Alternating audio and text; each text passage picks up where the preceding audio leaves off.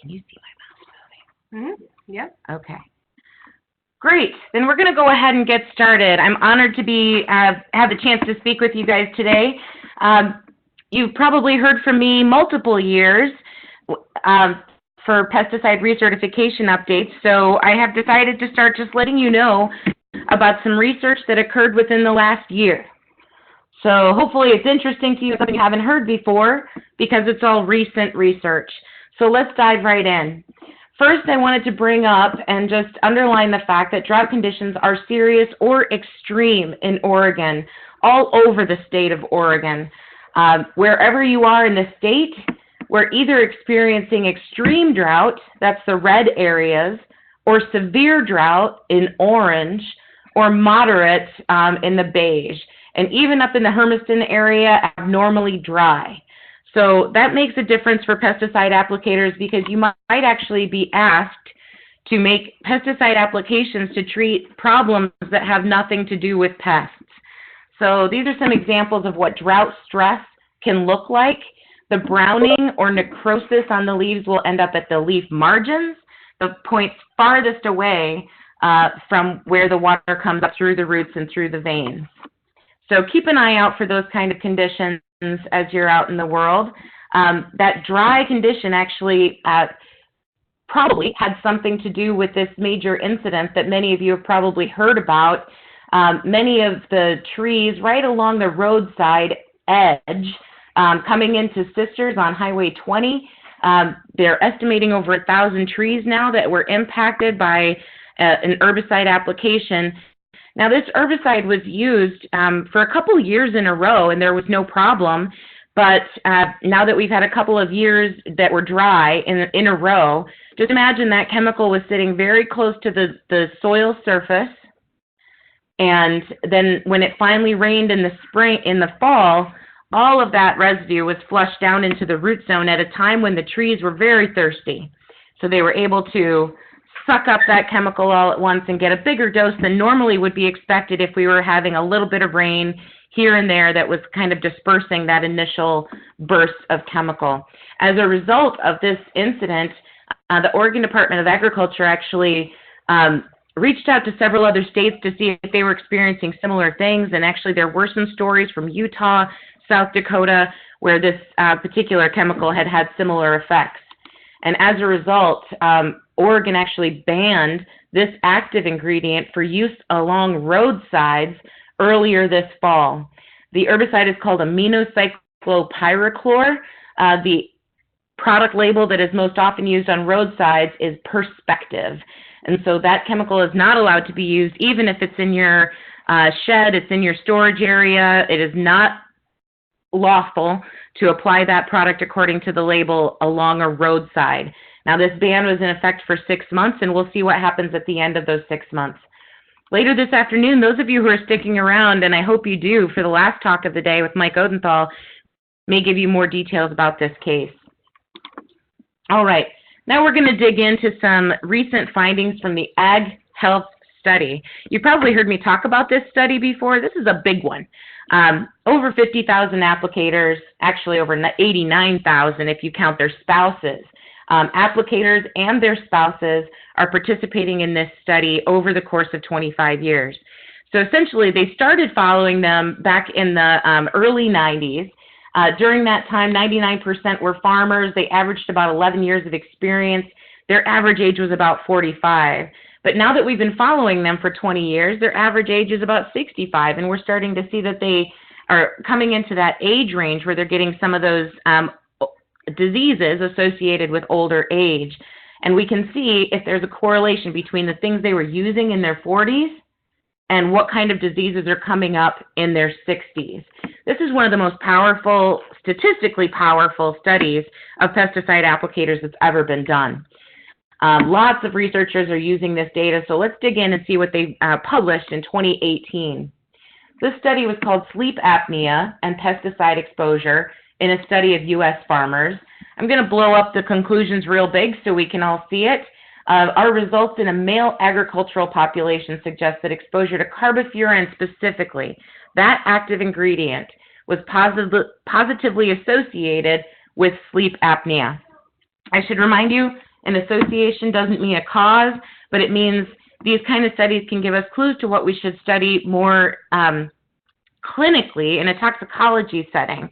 Now, the good news here, too, is carbofuran, all of the uses were canceled in 2009. So hopefully no one on the call is still using carbofuran, but it certainly could be something that you used in your career, and you should be aware of this additional risk factor. Another study out of the Ag Health study this year, Allichlor.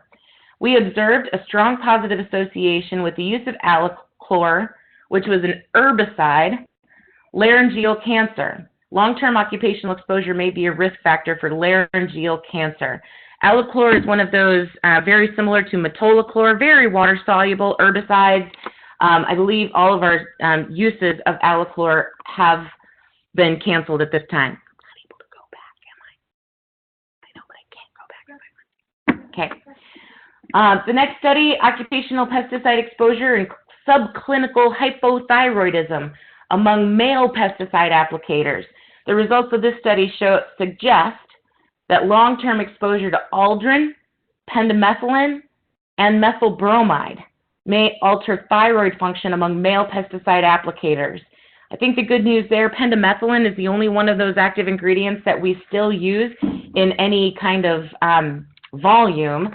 Aldrin was an insecticide similar to DDT and dieldrin in the organochlorine class. Thank you.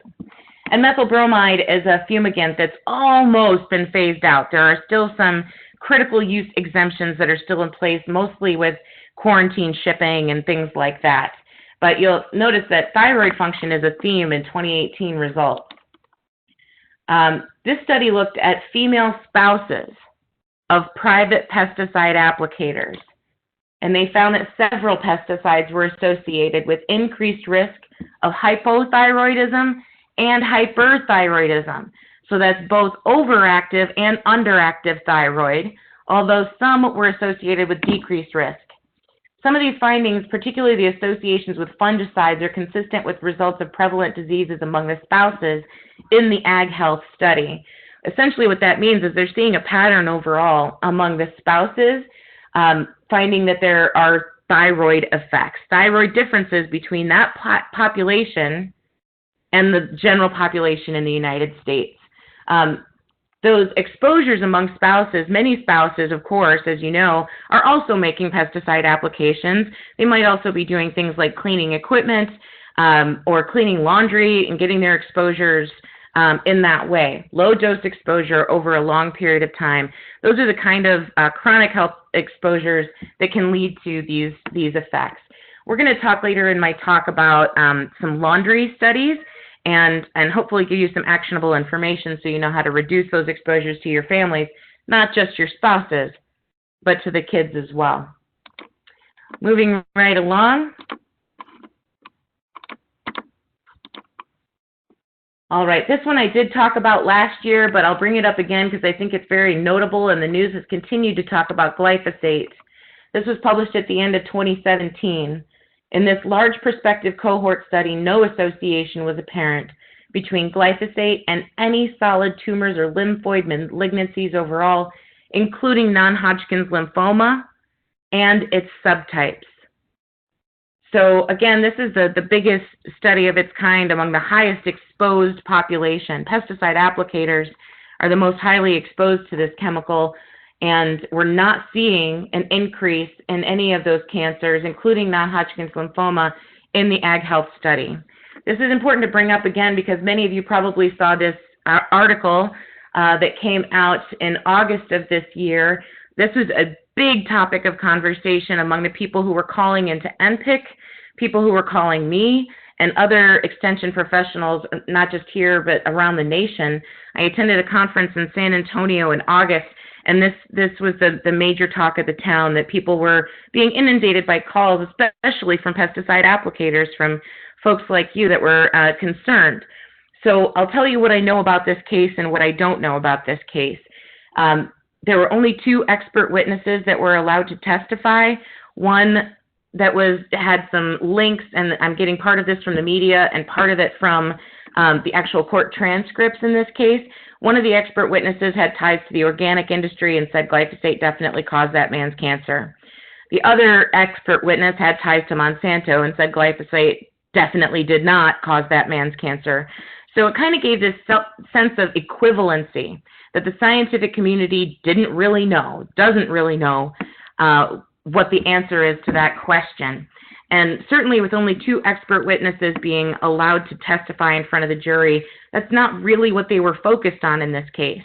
Rather, a lot more of the transcript of the case was focused on emails going back and forth between Monsanto, EPA, looking at their risk assessments, and the jury really seemed to hone in on that fact that the EPA and Monsanto were kind of closer in communication than they should have been for an agency that's supposed to be providing oversight. And they sent a message with this really large judgment saying, we don't think EPA and Monsanto should be that much in cahoots on things. Now, this award was later reduced by a great deal by an appeals judge, and I understand Monsanto, or now Bayer, because Bayer has purchased Monsanto, is pursuing more appeals, really to get at this idea, can we be certain that glyphosate caused this man's cancer or not? In the court filings, the standard that the jury was given was, if you can't show that it wasn't glyphosate, then we should assume that it could have been glyphosate. So that's a 51% preponderance of the evidence, but we just looked at a study that showed something quite different, and that's the Ag Health study, where they did not find any increased risk among applicators.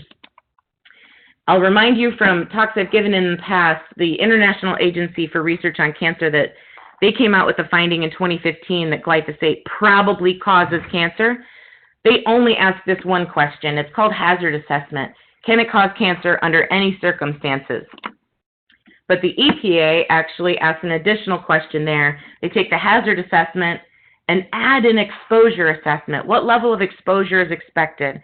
That level of exposure, they actually do the math to figure out how many applications could a person make in a year, an applicator, someone who is in an occupational exposure scenario. How much residue might they also eat in their diet? How much residue might they be exposed to in drinking water? They look at all of the possible exposures and add them up, and then they say, is that level likely to result in cancer? Right at the end of 2017, EPA released its draft risk assessment, and they found that they concluded that glyphosate is not likely to be carcinogenic in humans at the doses we're exposed to through normal use.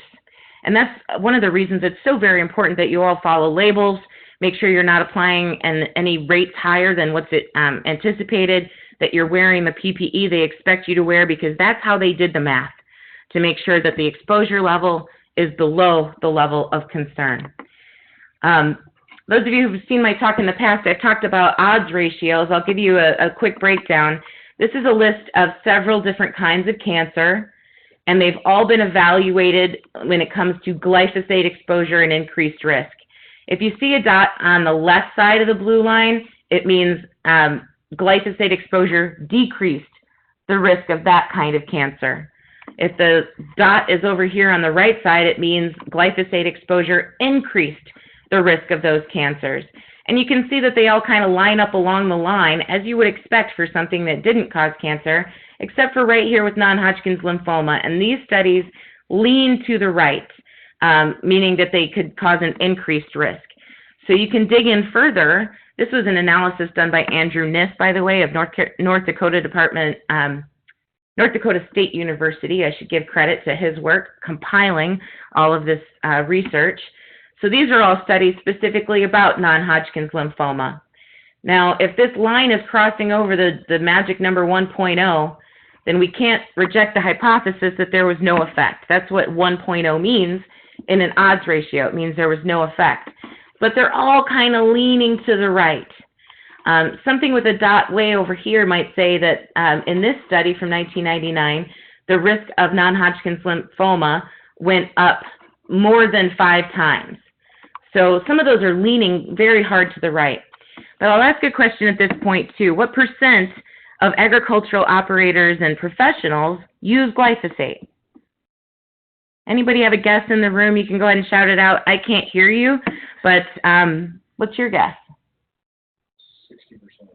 In the room here, we have a guess for 60% of ag operators use glyphosate. I would say it's a lot higher. Most ag operators have to do some cleanup around the field edges or something with glyphosate. It's it's the most common herbicide in the United States. So there might be other things going on in agricultural communities as well.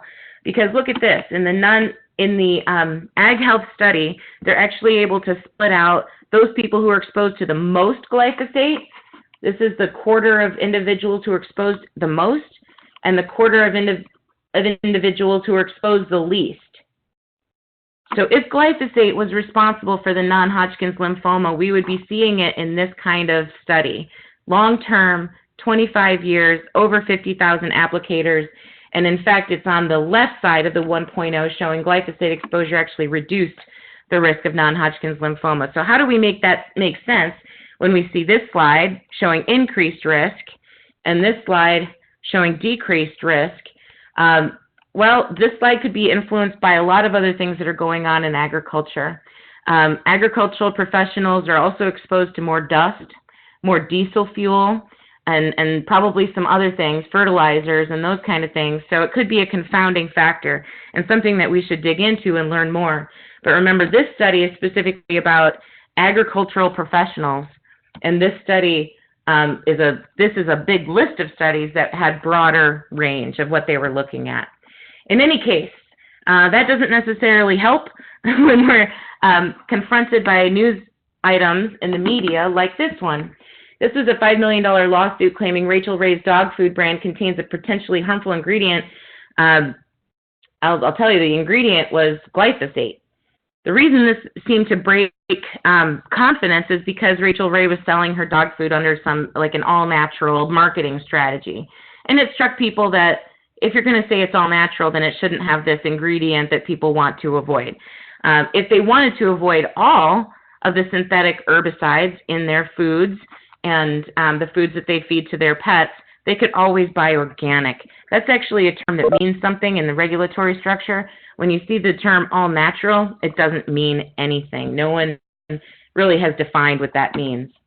Here's another one we saw from August of this year. This is all coming very closely on the heels of the court ruling that got the nation's attention about glyphosate. In this study, they essentially pulled a lot of cereals off the shelf and checked to see if they had glyphosate residue in them. And many of them did. Almost all of the cereals that they checked did. Now, they weren't checking organic cereals, obviously, because you wouldn't expect to find glyphosate residues there. It's not illegal to find tiny levels of residue of glyphosate or other pesticide active ingredients in foods. If it's allowed to be used for site prep for those crops, for around the edges, sometimes there's even a tolerance for glyphosate on fruits or nuts because you might be using glyphosate to clean up the orchard. You may end up on the fruits or nuts.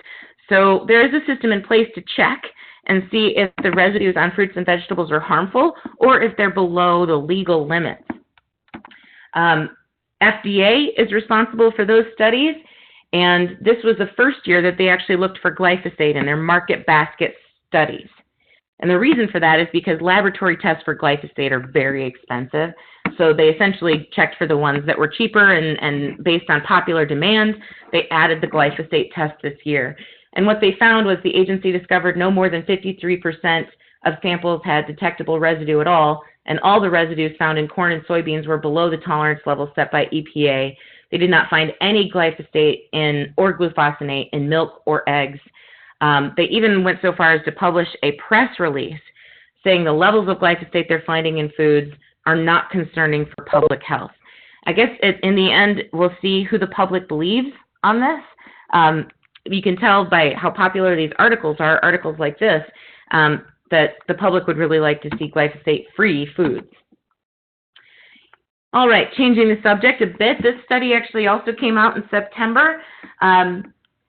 Hopefully you're getting an idea for what I mean by research updates. I'm kind of jumping around from study to study and just telling you what we know and what we don't know. Now, this one came out and said that Roundup weed killer may play a role in widespread bee deaths. I spoke to Dr. Alan Felsat from Washington State University, and he was pretty funny in how adamant he was about this study. He said the CBS News headline particularly was straight up fake news. And I'll tell you, that's because the study itself, this is what it was called: glyphosate perturbs the gut microbiota of honeybees. And CBS took that and turned it into this headline: Roundup weed killer may play a role in widespread bee deaths. That's not at all what the study was finding.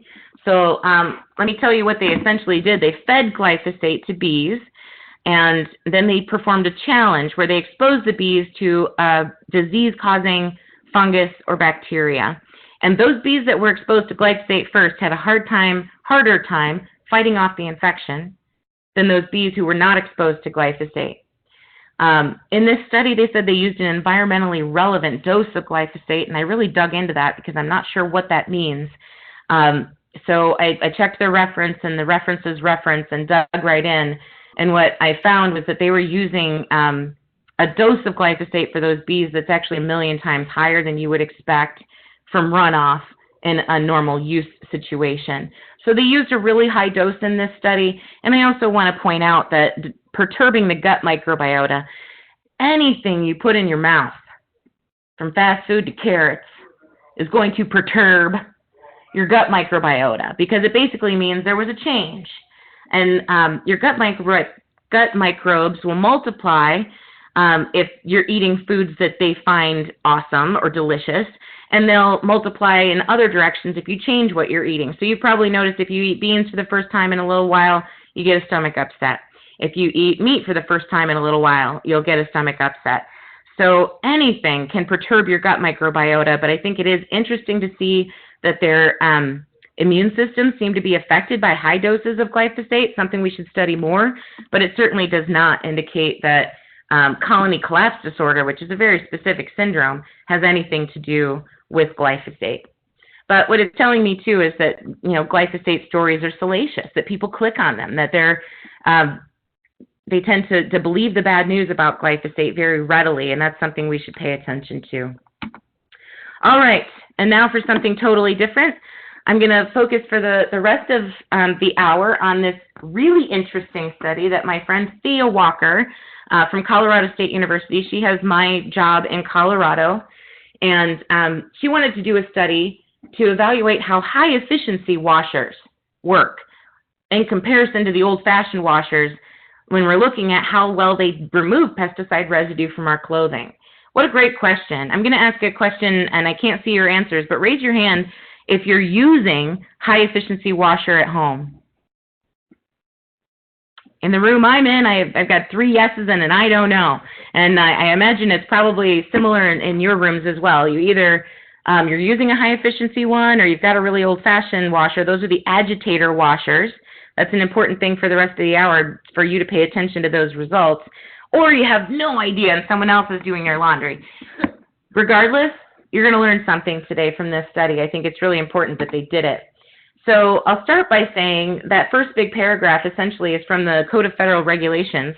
It says all of the pesticide products that professionals use for occupational use products, whether that's ag or non-ag, they're supposed to say on the label that you have to wear long sleeve shirt, long pants, shoes, and socks. They did a survey of labels and found that only 84% of the labels actually require what they're supposed to require. So word to the wise right now, if you're using pesticides at work, you should be using long sleeve shirt, long pants, shoes, and socks. Those are not considered PPE per se. They're not personal protective equipment that your boss has to provide, but usually those are things that you take home to launder, and that's why it's important that we look at this. Now, for the longest time, this has been the recommended laundry procedure for cleaning clothes that might be contaminated with pesticides. Don't pack the clothes too tightly. Pre-wash or pre-soak using hot water if possible. Use the longest or heavy-duty wash cycle and the highest water level. Use an extra rinse using hot water if your washer will allow it. And use heavy-duty laundry detergent. Those were all based on studies that were done in the 1980s and early 90s using old agitator-style washers. And you'll notice they didn't study anything about dryers in that approach. So they did a survey, Thea Walker and some other colleagues, to see what people were using Look at that top bullet there. 78% of the people, the applicators they surveyed, said they had had a pesticide exposure, more than half from mist and more than half direct. And I think if you ask yourself, are you exposed to pesticides at work, you can probably think about a few scenarios where mixing and loading is a particularly risky time, or maybe the wind changes and blows mist back at you occasionally. Think about those situations and how you might answer that question. And what kind of things are you wearing? 40% of these folks were wearing cotton or cotton polyester blends. 3/4 said they launder after use, but 36% said they're only doing their laundry once a week.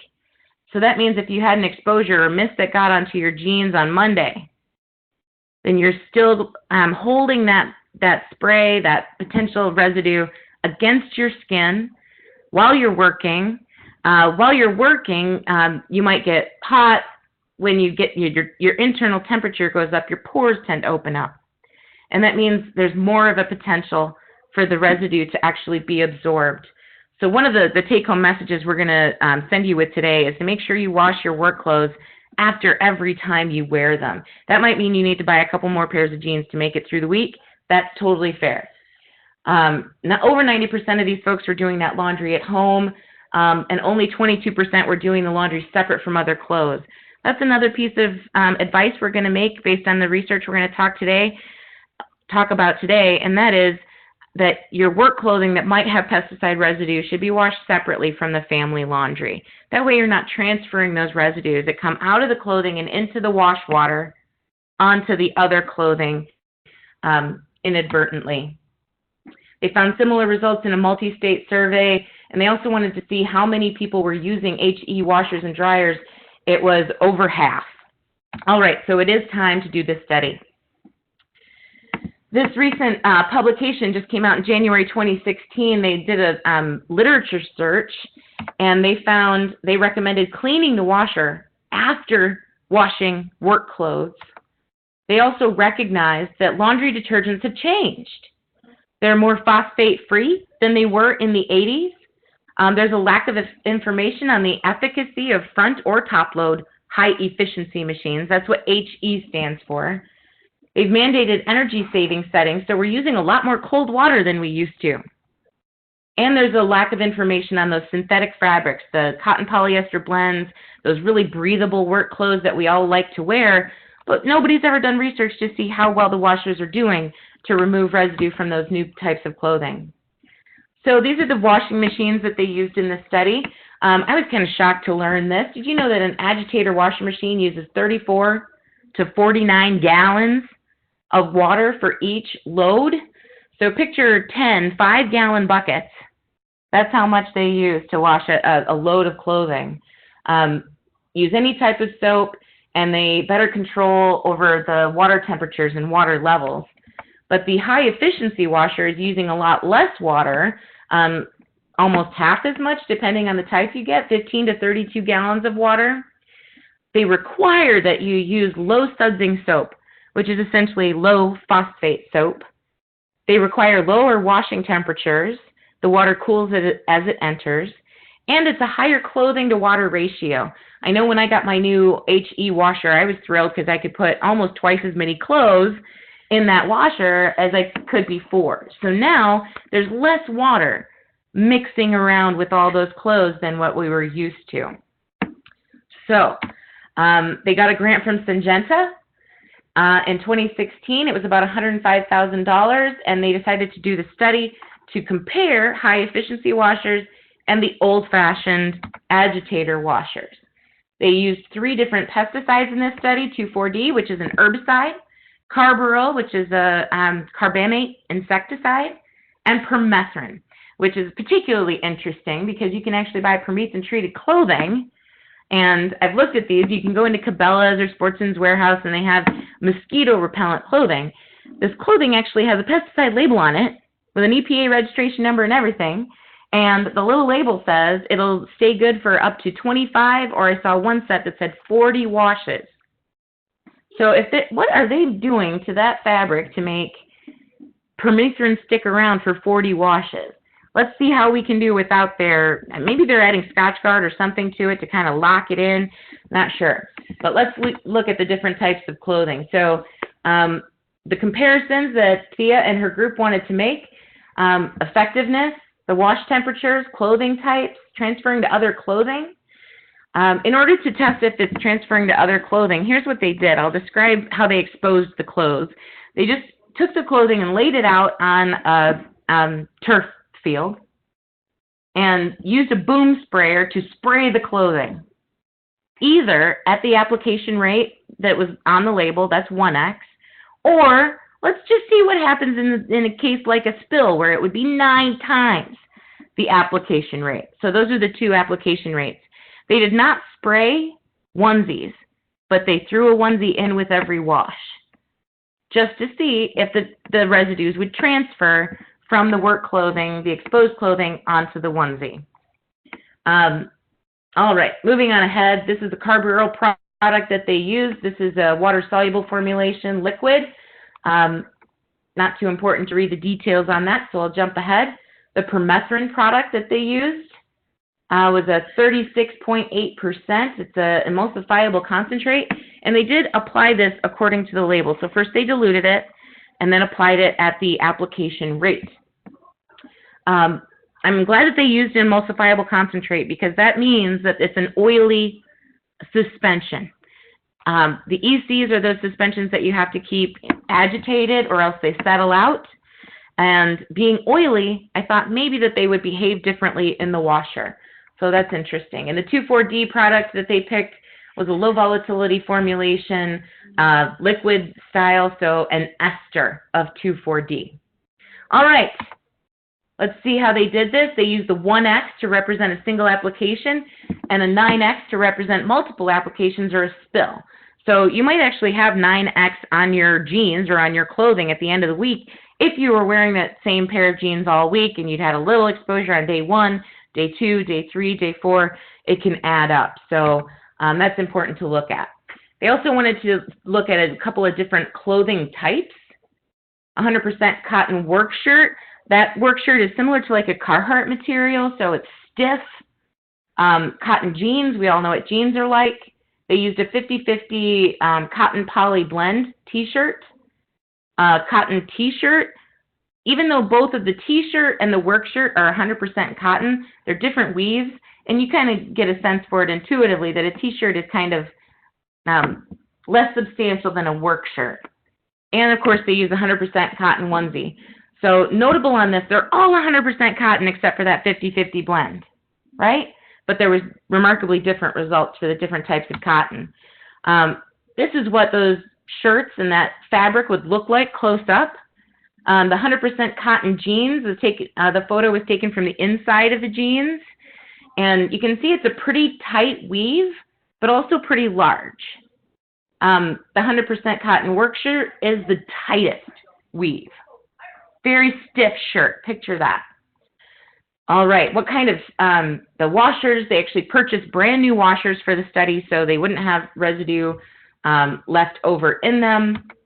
And they picked the detergent based on consumer reports. The most effective and cost-effective laundry detergent in the United States is one I'd never heard of before. It's called Persil. I know, I had never heard of it before, but apparently it's very popular around the world, and they've just started selling it in the United States. But I don't know what kind of soap all you folks are using, but it's very, very similar in its effectiveness to Tide.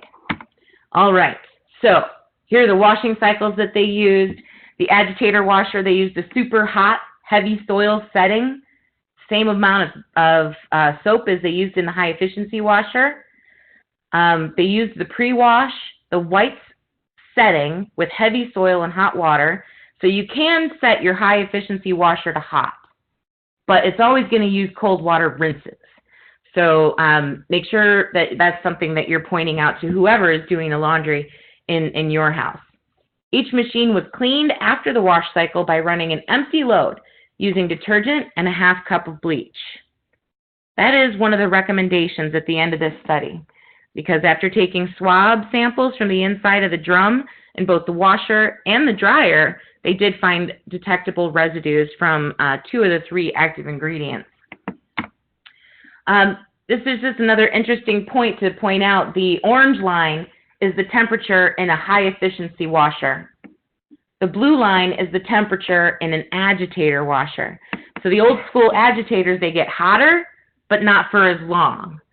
And the HE machines don't get as hot, but they keep that warm longer. So if you were counting degree days or degree minutes or things like that, they would be very similar. All right. The drying methods, they used a machine on high heat for 40 minutes until dry, and then they used a swab to check the inside of the drum for residue after. And then they did a comparison with line drying. I'm going to skip to the end and tell you there was no difference, really, between line drying and machine drying. But if you didn't dry the clothes at all, there were a lot more residues than if you didn't. So drying is recommended. One of the reasons line drying has always been recommended, Thea actually dug into the literature and figured out that recommendation was based on a researcher back in the 80s who said something like, you know, a lot of pesticides break down in sunlight, so it seems like line drying would be a good idea. There was no other data to back that up, and it turns out that the ultraviolet light was not important at all. Line drying and machine drying did just as well. All right, now finally we get some results. So let's take a look at this. First, I'm going to point out to you, this is the unwashed 1X application rate for 2,4-D. And these levels of residue are very low. We're looking at 0.02 or 0.08 parts per million, very low. So that might explain why this got all wonky. Turns out the jeans, that's the gray line is for the jeans, had more residue after they were washed than before. Hopefully everybody's making a funny face because that does not make any sense. The only guess that they have is that these numbers are so low that there's some variation in laboratory methods, and it's possible that some of the residue from the 50-50 cotton shirt, that's the orange line, or the work shirt, the blue line, was actually transferring to the jeans. In amounts that low, that makes some sense, that it was actually transferring. One of the applicators I talked to recently about this study, he said maybe the jeans are heavy. So the jeans go to the bottom of the washer, and then as the water is draining out, it all kind of filters through the jeans. So they're picking things up from the rest. That's a possibility, but looking at some stuff on these HE washers, the water drains kind of from the side. They spin it. So I don't know what was going on there, but it looks like the residue went up in the jeans and a little bit up in the high-efficiency washers for the cotton work shirt and the cotton shirt. Now, I want to draw your attention to the dark blue, the onesie. There was detectable residue in both types of washing machines on the onesie. Very tiny amounts, but it was transferred nonetheless. Now, this is at the 9X rate. Sorry.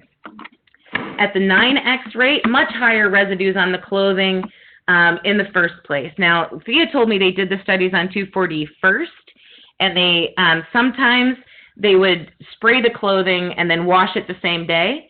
Sometimes they would spray the clothing and wash it the next day.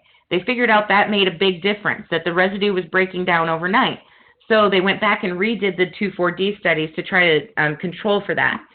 So unwashed, 9X, the agitator removed a lot of residue. There was transfer to the onesie here too, and the high efficiency did just as well, if not better. One of the things I'm starting to notice here is the jeans. These gray lines, jeans seem to hang on to residue better than other types of clothing. Now this was 2,4-D percent removal. So you want to see these lines go all the way up to 100. There was 90% removal at 9X in the 100% cotton work shirt. 95% removal here. But look at these low amounts. For the 50-50 cotton blend and the blue jeans, it was only about 60% removal. And that's in the agitator. Similar findings over here. I guess one of the good news things that we have here is that agitator washers and high efficiency washers are similarly good at it. They're in the same ballpark as far as their ability to remove pesticide residues from clothing.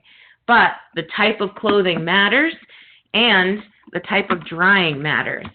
Now, the type of drying here, look at this one. In the high efficiency washer, if you use a line drying method or the dryer, almost all that residue was removed. But if you didn't dry the clothing at all, there was still a significant amount left. It looks like a lot, but this is still 0.2 parts per million, a very, very small amount of 2,4-D. The jeans and the 100% cotton work shirt, that stiff material, hung on to residues better. Interestingly, the agitator actually did a better job in the washer and didn't rely as much on drying. Just a little difference there. At the 9x rate, this is similar to a spill or a multi-day exposure. The high efficiency washer, these are still very low numbers, all less than 1 part per million. So while it looks like a lot of variation here, I think you could take a message away that says these jeans really hang on to residue, the gray lines. But otherwise, they're very small amounts overall. Now, to put some of these numbers in context, I wanted to put up some food residue limits that we have for 2,4-D specifically. You're allowed to have up to 5 parts per million on asparagus and eat it. So when we're finding 1 part per million on the blue jeans, we don't eat blue jeans, but let's put it in context. That's still a very, very small amount. You'll notice they go down 10 times less for cranberry and 10 times less than that for grapes. And one of the reasons for that is that children eat a lot of grapes and grape juice. Children eat a lot of cranberries, and as you're moving up to asparagus, less so. That's actually how they do it. There's a total diet study where they just kind of ask Americans what they eat, what their kids eat, and what the old folks eat, and set the tolerance levels based on those risk amounts and how much of those commodities Americans tend to eat. Pretty interesting. All right, now we're going to go on to the second active ingredient, which is carbaryl. At the 1x rate, these residues were much higher, 14 parts per million. That's way higher than anything we saw for 2,4-D. So already we see that clothing is hanging on to carbaryl a lot more. But boy, the agitator washer and the high efficiency washer were both very effective at removing those residues at the 1x rate. The only one that still hung on to residue, you guessed it, jeans. At the 9x rate, these residues were upwards of 180 parts per million. This being the case, that's a very high amount that you would not want to keep wearing those clothes for another minute. Just take those clothes off, get them into the washer. With the agitator machine, at the 9x rate, you got it down to 20 parts per million on the blue jeans. Lower than that for the other types of clothing, but down to 20 parts per million after washing is not that great. And the high efficiency washer was similar, but didn't do as well on the other types of clothing. They're hanging on to about 10%, a little less than 10% of the residue that was exposed on those clothes. Now this is the percent removal graph. You want to see these ones all reaching up to the very top line at 100% removal. In this case, agitator at 1x, high efficiency at 1x, agitator at 9x, and the high efficiency at 9x. So what we can see here is that with a very low amount, maybe a 1-day exposure, both washers are doing a great job at removing that residue, almost 100%, except for blue jeans. Blue jeans hang on to a little more. At the 9x rate, if there were a spill of carbaryl on your clothing, you might consider just throwing those clothes out because they were removing not as much residue. Less than 90% on the high efficiency or the agitator. Neither one was removing over 90%. For the drying methods on carbaryl, it looks very different than the 2,4-D data that we looked at. So one of the take-home messages is it really depends on the chemical. Different chemicals behave different ways. In the high efficiency washer, the overall residues were less based on the time of drying, and it didn't look like it was as important to dry the clothes for carb oil as it was for 2,4-D. Most of the removal was happening in the washer because these are all so similar. In the agitator washer, those jeans still hanging on to a significant amount of residue. And this is at the 1x rate. Even with the 1-day exposure, using the old-fashioned washer, your jeans would still have 5 parts per million of carb oil. Again, when I look at this graph, the gray lines stand out to me that jeans are a problem, especially with the old-fashioned washing machines, that they're hanging on to more residues. And look at these numbers. We're upwards of 20, almost 25 parts per million using the old-school agitator washing machine. But the high efficiency did better on jeans, but worse on the 50-50 cotton blend or the work shirts. And I'll point out, too, this little light blue dot, the onesie. Detectable residues in almost each of these scenarios. In the high efficiency with the line drying, it was almost 5 parts per million coming out on the onesie.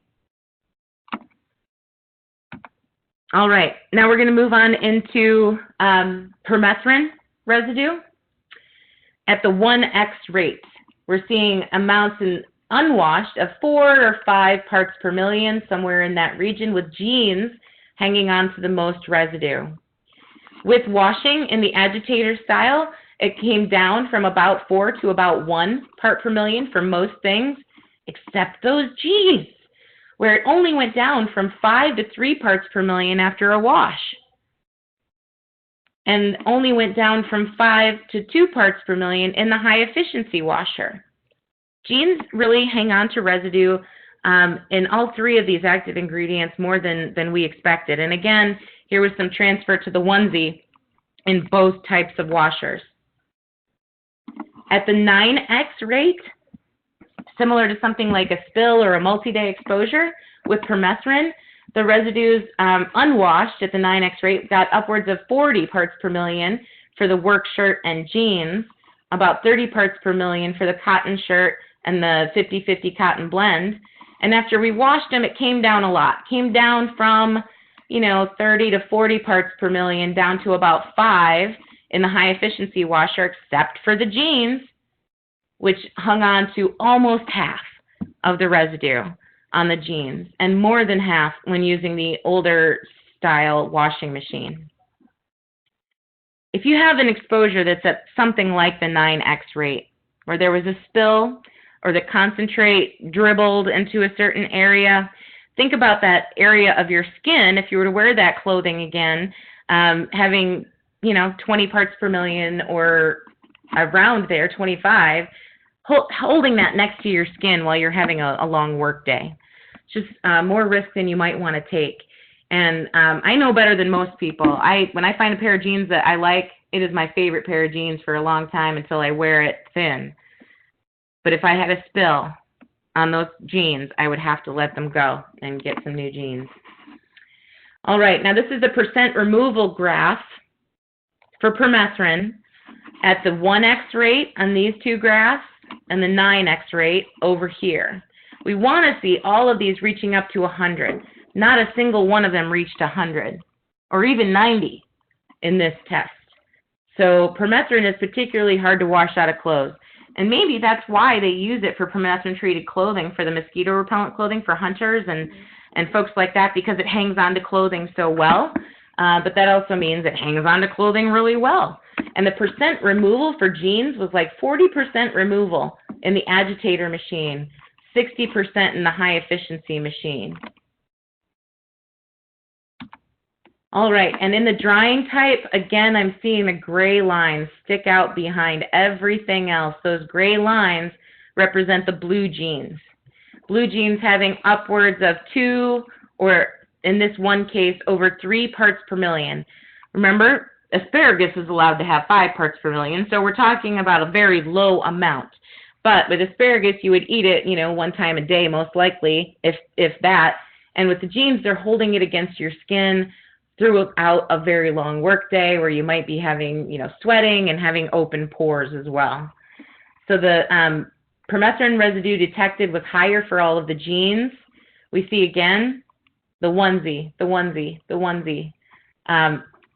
In almost every scenario where they threw a onesie in with the wash, there was residue that was transferred over.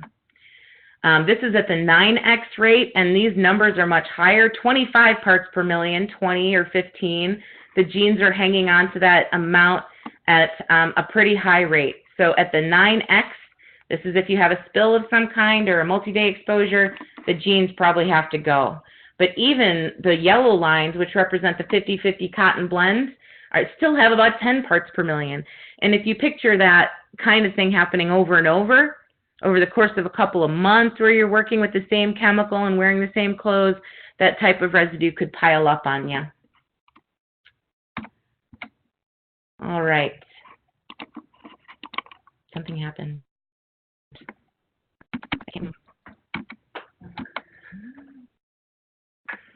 What if I hit escape? Oh my God. No worries. All right, just kind of quit on me for a sec, and I'll click back through and get to the last slide. Sorry about that. All right. Just 1 second, folks. No problems. Hopefully it's working out.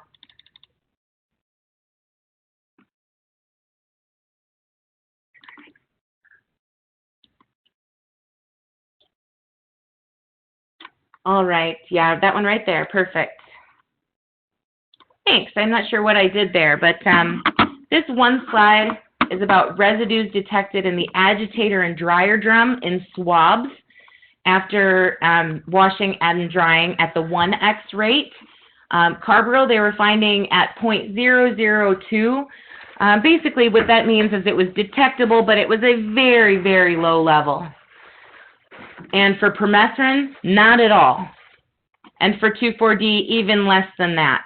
So 0.001 parts per million is essentially a part per billion, a very, very low amount in the swab, but it was detectable. And after the 9x rate, you're seeing higher residues, about 10 times higher, as you would expect. Carbaryl stuck around in the washer and dryer a little better than the other two chemicals, and permethrin really did not hang around. Maybe it was too attracted to the blue genes, and it didn't stick around in the dryer drum as long. So, in summary, based on this study, we can make these recommendations and tell you what happened. Both machines were effective, but the efficacy depends on the fabric for carbaryl, permethrin, and 2,4-D. Carbaryl, for all three active ingredients, if present, the wash-bleach cycle removed more residues from the washer drum. So that is one of the take-home messages, to do an empty load after your load of work clothes with soap and a half cup of bleach. For 2,4-D, drying really seems to help break down those residues that remain after washing, but significant differences do exist based on the method. Carbaryl and permethrin, the dryer had higher residue concentrations than hanging on a clothesline, obviously. And the transference of pesticides to other clothing did occur for all rates of permethrin and 2,4-D and the highest rate of carbaryl. Remember, that was the transference to the onesie that we saw. So as a result, we have basic recommendations. Avoid wearing blue jean type materials when applying pesticides. I hate to blow your mind, because jeans are great, but they sure hang on to residues better than other types of clothing. I gave this talk recently at a big event, and someone said, what about Dickies? Different kind of pants. They'd be probably more similar to the cotton work shirt because it's that stiff cotton material, but it doesn't have the same weave as blue jeans. I don't know, because Dickies weren't tested in the study, but it makes sense to me that they would be more similar to the cotton work shirt type material. Do run a cleaning cycle before using for other clothing. Dry using a machine or the clothesline, because both types of drying were effective. And do not wash pesticide-contaminating clothing with other clothing. It does transfer. These are some additional recommendations based on the 9x application rate. If you have a spill on your clothing, remove that clothing immediately and, unfortunately, throw it away. pesticide still remains on that clothing after washing. If you can only get it down by 50 or 60% from a spill rate, then that's probably not a piece of clothing I would want in touch with my skin for 8 hours a day after that day. And you've probably seen that language on pesticide labels. If a work piece of clothing is heavily contaminated, I think they sometimes use the word drenched.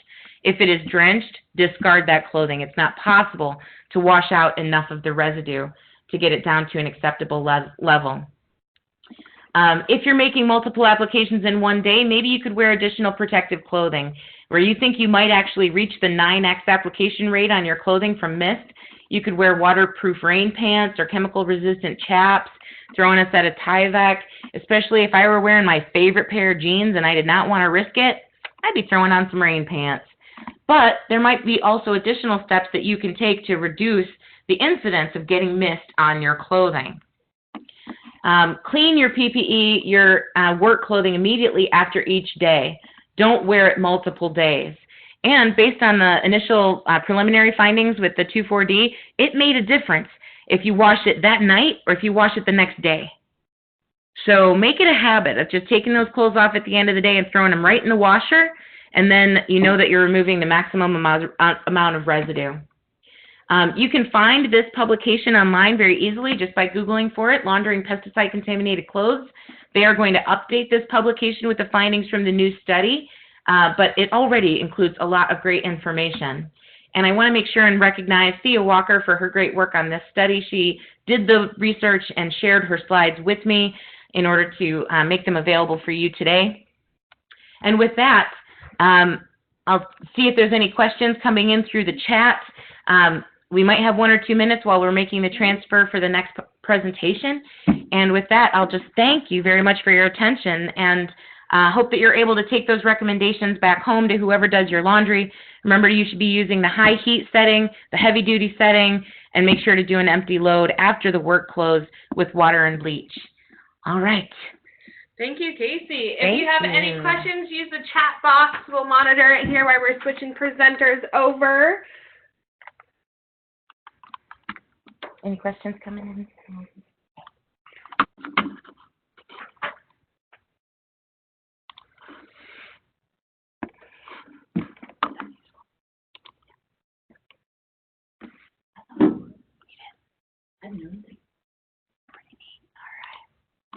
Oh, we've got a question. Okay, what's the question, Taylor? It used to be recommended to wash multiple items. Not still recommended? I think you're saying it used to be recommended to wash multiple items together, or put lots of things in the wash together. If that's what you meant by that question, it is still the recommendation to not pack your washer tight full. Yeah, for multiple washes at the same time. Okay. Yeah. If you're asking if it used to be recommended to run the washer more than once for the same type of clothing, that was not a result of this study, but of course they didn't test it either. So it is possible that an additional wash cycle would remove more residue, but an untested possibility.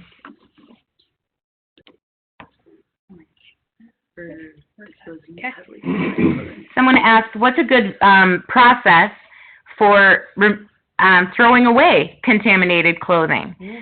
You would use the same process you would for discarding old pesticides at your house. You can call household hazardous waste.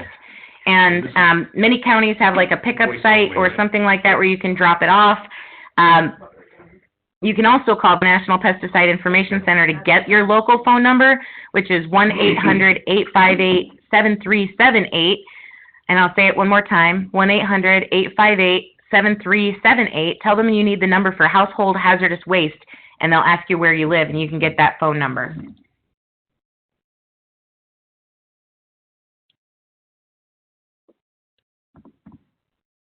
There was nothing in this study, just in response to a couple of questions that came in the chat box.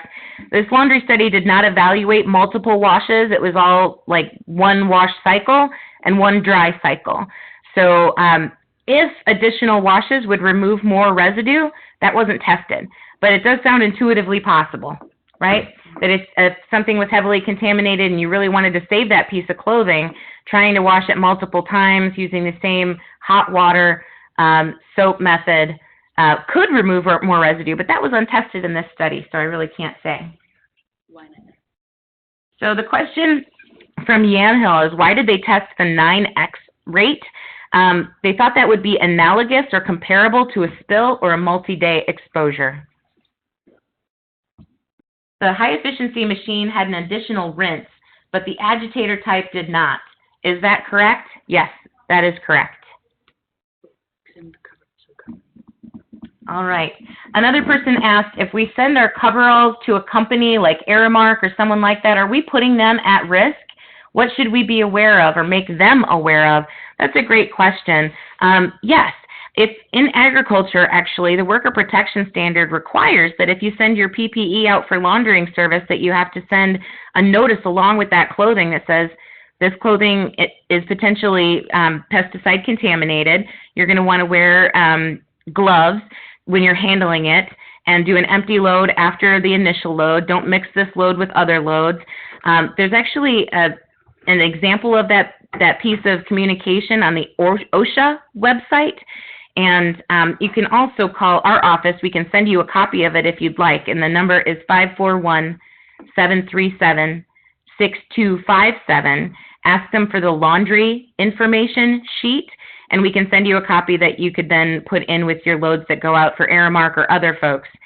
One applicator actually told me, I always take my work clothing to the laundromat so it doesn't contaminate my home machine.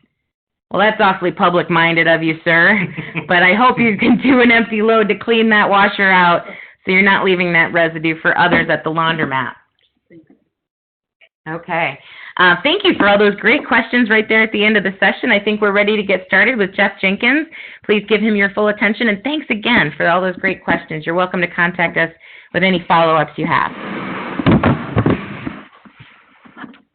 Well, hello everyone across the state. This is Jeff Jenkins. I'm in the Department of Environmental and Molecular Toxicology at OSU, and I also currently direct the National Pesticide Information Center. Kaci probably mentioned that she's the assistant director. Got to get that right. And we work very closely together on that project that extends out across the country. So you're probably, I guess one way that my talk, I think, might be relevant to Kaci's talk is, how does EPA decide what level of exposure is acceptable or unacceptable? Where do they come up with those numbers? How do they decide to register a product or not register it, and allow it to be put out on agricultural land or some other site, with all those considerations of what humans are going to be exposed, and are they exposed to levels that are of concern, and also for wildlife. So I'm gonna quickly, in the next less than an hour, I hope, run you through the very kind of complicated process of how EPA does risk assessment and how they use risk assessment to manage pesticide risks. So the risk assessment process is divided up, or the risk assessment and management process is divided up into two parts. There's the risk assessment part, and EPA starts by identifying a hazard. Why is a chemical toxic? And then something called dose response. How much does it take to cause harm? And then they associate that with who's going to be exposed and to how much, and that becomes, or those components become the risk characterization of that product. That gets handed off to the risk managers, and they consider legal consideration, control options, and other economic and social factors to make the risk management decision. And initially with a pesticide, that decision is, do we register it on a particular site or crop, and what sort of mitigation measures are put on the label. And so this is kind of a little more detailed discussion of the risk analysis paradigm. So there's a lot of research that goes into the risk assessment process, epidemiological studies, controlled human exposure studies, not for pesticides, but for other products. pesticides rely mostly on animal studies, some what they call in vitro studies, studies done in the test tube. In silico is a fancy term for using computers, and then genomic studies, and then finally modeling. And that's all of the research or the data that goes into that risk assessment process that I just discussed with you, that's then passed on to the risk managers. So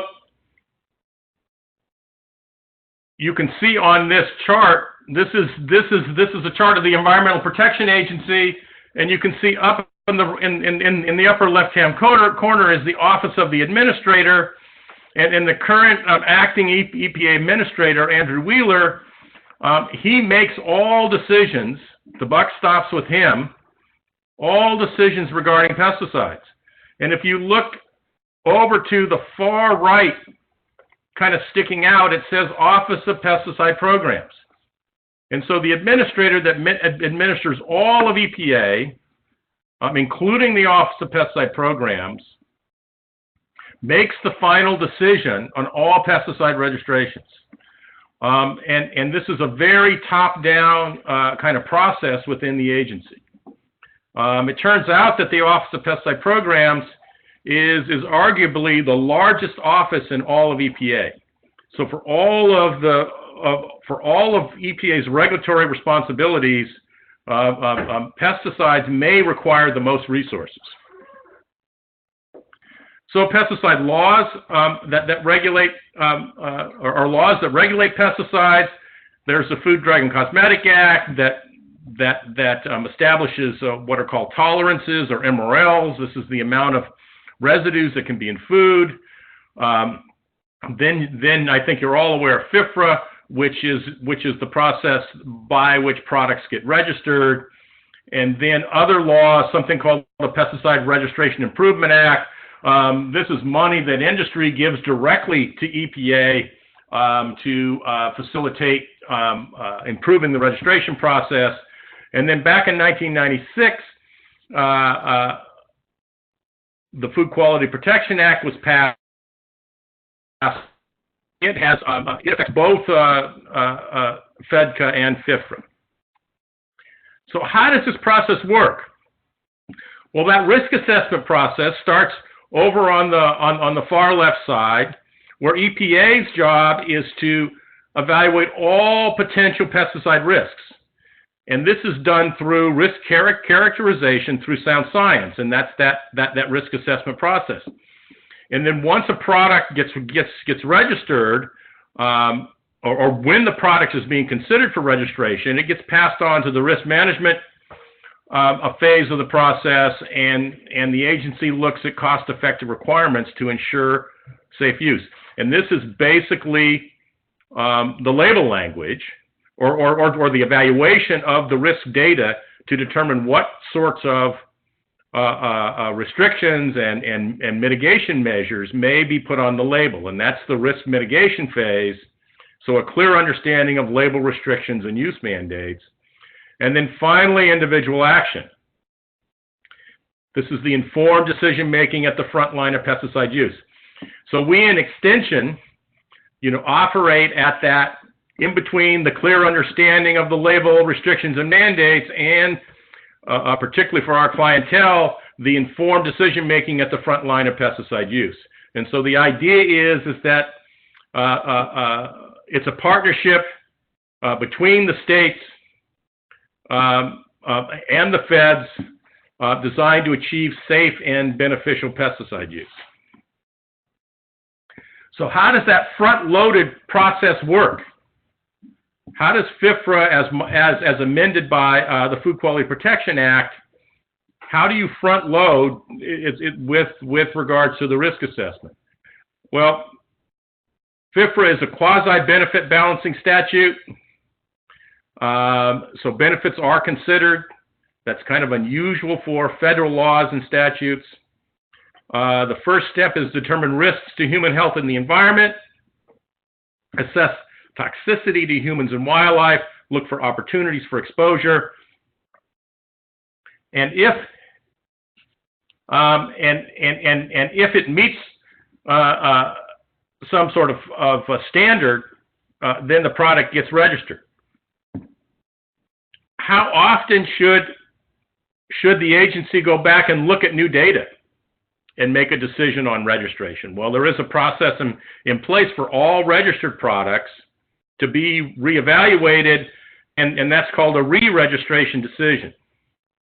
So either registration or re-registration, you mitigate risks with label restrictions and mandates, and I think we're all aware that labels are generally not site-specific.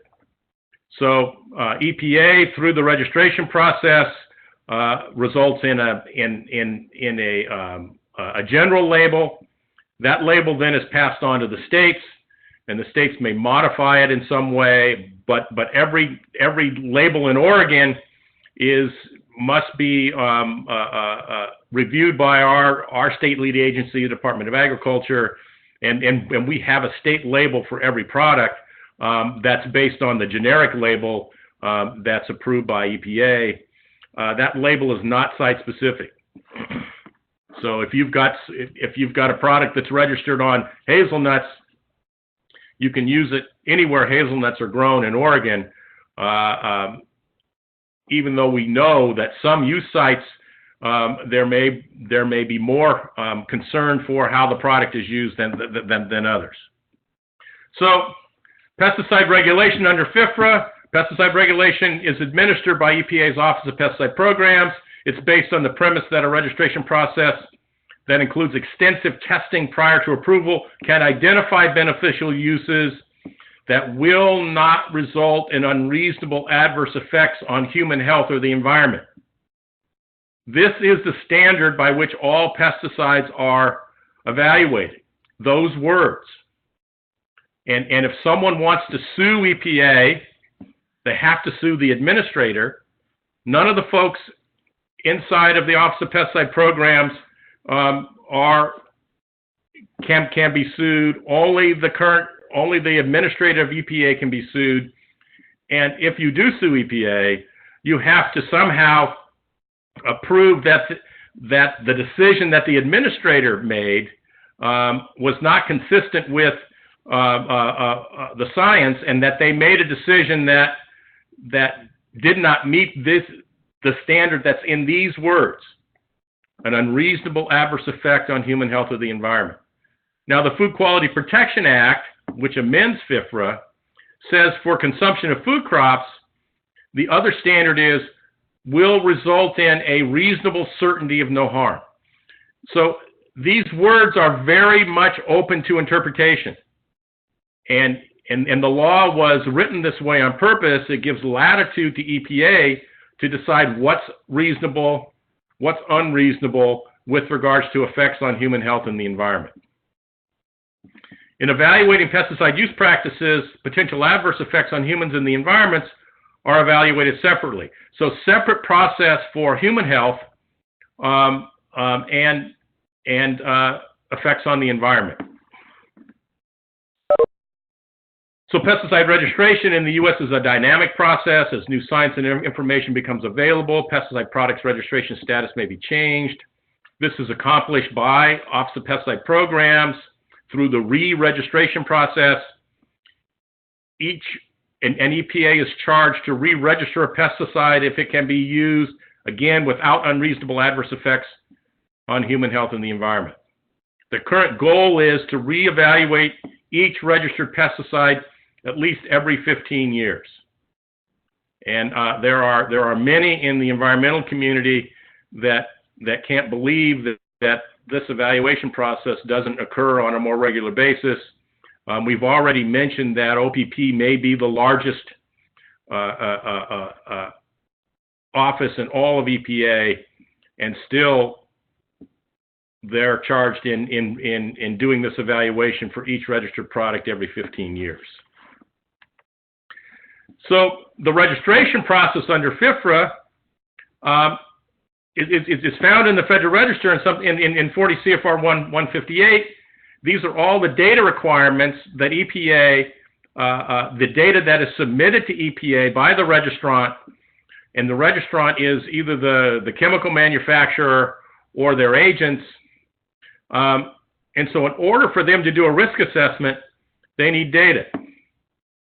And the data does not come, the first place that the agency goes for the data is not the open literature. There are specific rules for the data that's required to do a risk assessment.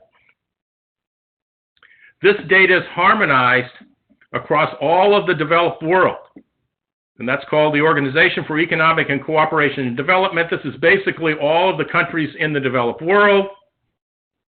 So the Office of Pesticide Programs and the OECD, which is all the developed world, and those are the countries in blue on that map.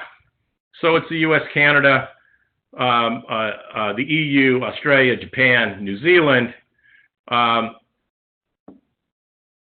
Going back to the early 90s, they harmonized the test guidelines around the world. And they are constantly in review and frequently updated. Jeff, I have a question for you from Wheeler County. Has there been any movement in approving bacterial control of cheatgrass, medusa head, and goat grass developed at WSU? So I think I can get to that question as I go through the next slide, and I'll try to address that question.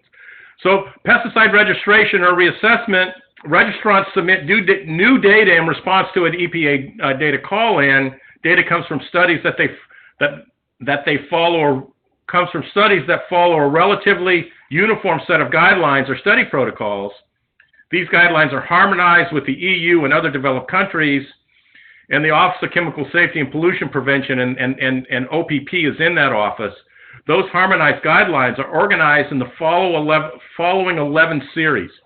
So these are the test guidelines that a registrant must submit for every new product that they want to register. And these are also the test guidelines that form the basis for reassessment of existing guidelines. So you can imagine that to complete, and inside of each one of these guidelines are many, many, many tests. And we're going to look at just one of those test guidelines, the one that's in red. That's the health effects tests guidelines. So if you go down, and that's 870, if you go down to 880 or 885, these are biochemical test guidelines and microbial pesticide test guidelines. These are the areas where if a registrant was looking to develop a microbial pesticide or a biopesticide, and I think the question was regarding cheatgrass control with a microbial pesticide. Regardless of and both of these categories are relatively fast-tracked within EPA, but the folks at WSU that are developing these new products, if they make pesticidal claims about the products, that they control some pests like cheatgrass, the products will need to be registered by EPA, and they will have to go through the test guidelines, probably under the 885, the microbial pesticide test guidelines. So we're going to talk just about health effects, not any of these other categories. And so to talk about health effects, we'll back up a little bit in how EPA does risk assessment, and this is kind of a reintroduction of what I presented earlier. So for health effects, first of all, they have to identify why something's toxic. That's that hazard identification. Then they need to identify what dose does it take to cause harm. And that's sometimes called potency of the product, and that's done through the dose response assessment. Then they need to assess how humans, workers, bystanders, and others might be exposed, and then they do the risk characterization. They put all of these categories together and do the risk characterization. So the conceptual framework is that you look at one side of this Venn diagram, it says human-wildlife susceptibility.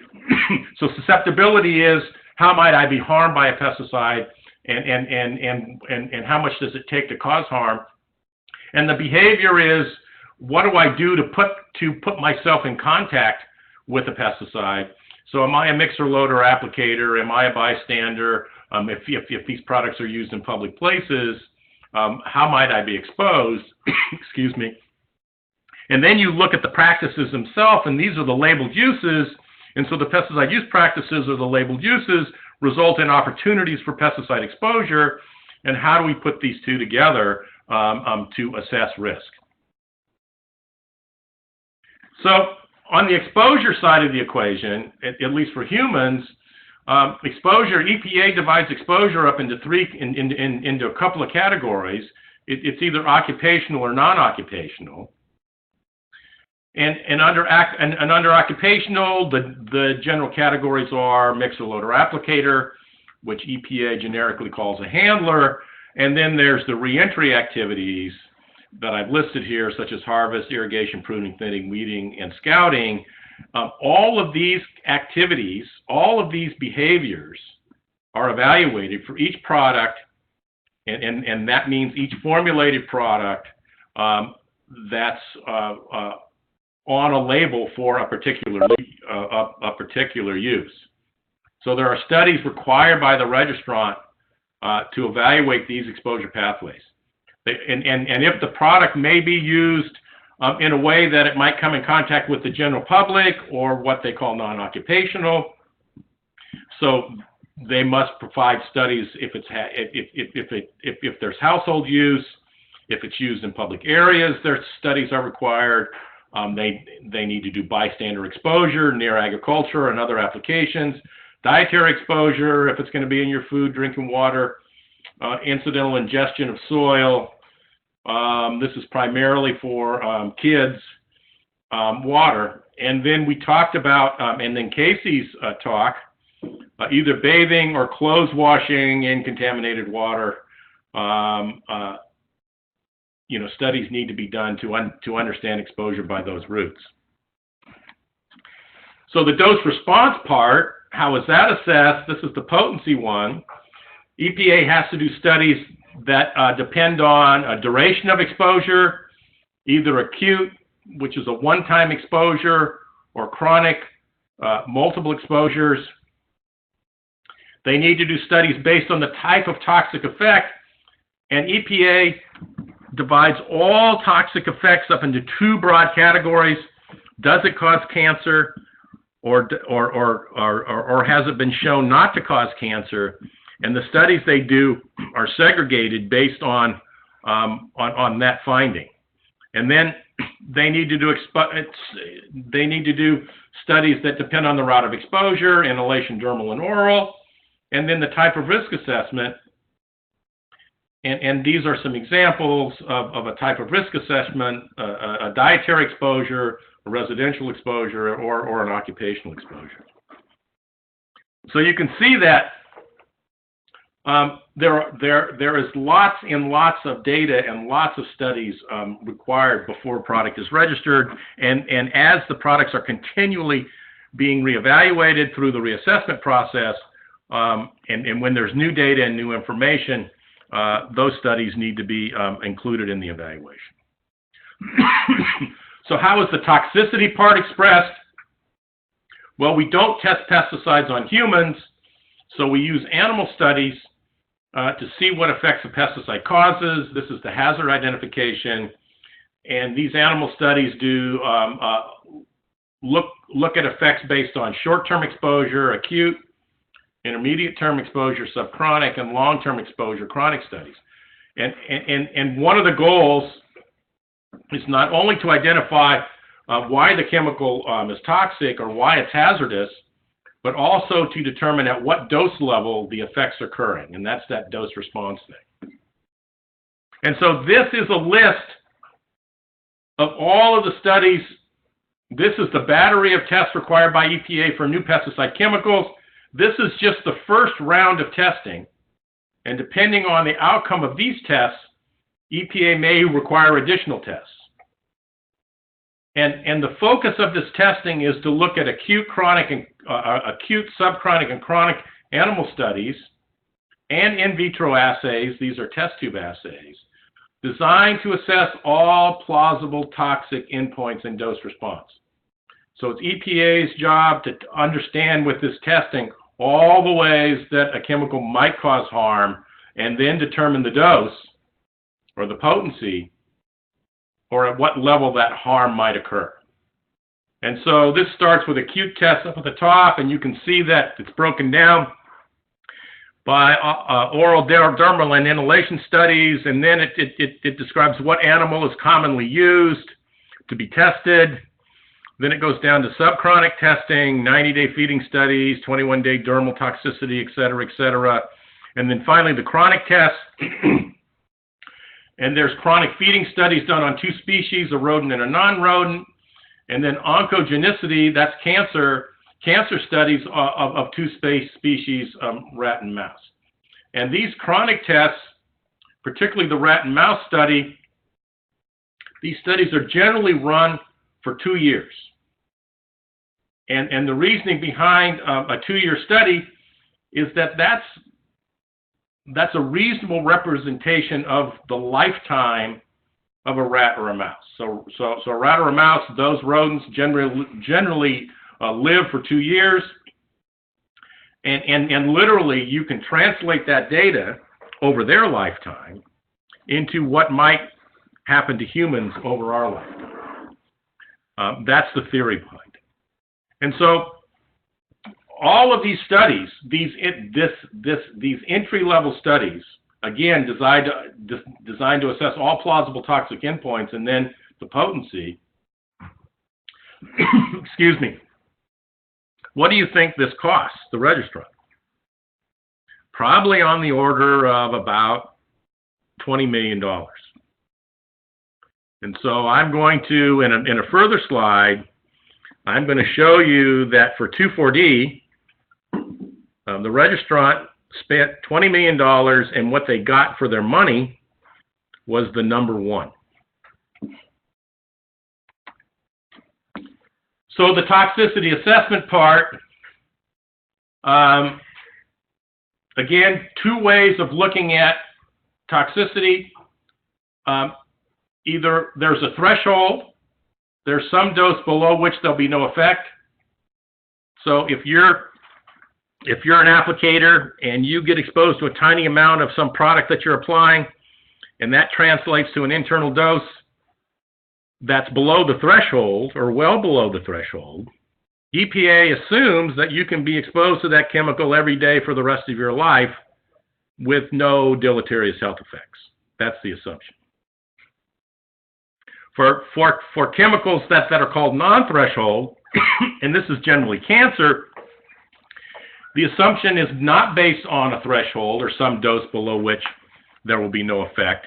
It's based on the probability of developing cancer over a lifetime of exposure. And in theory, the most conservative assumption is that if you're exposed to 1 molecule of some chemical in your lifetime, it could lead to cancer. But obviously, the probability of that happening is incredibly low. And so then the agency has to ask the question, well, what if I'm exposed to 2 molecules or 3 molecules or all the way up to some dose? At what point is the exposure, at what point does the exposure reach a level of concern where I say if I'm exposed to this much of the chemical, the probability of cancer is unacceptable? So it's 2 different ways of looking at the toxicity part. One is threshold, that's for chemicals that have shown not to cause cancer, and then for those chemicals that have been shown to cause cancer, it's based on probability. Excuse me.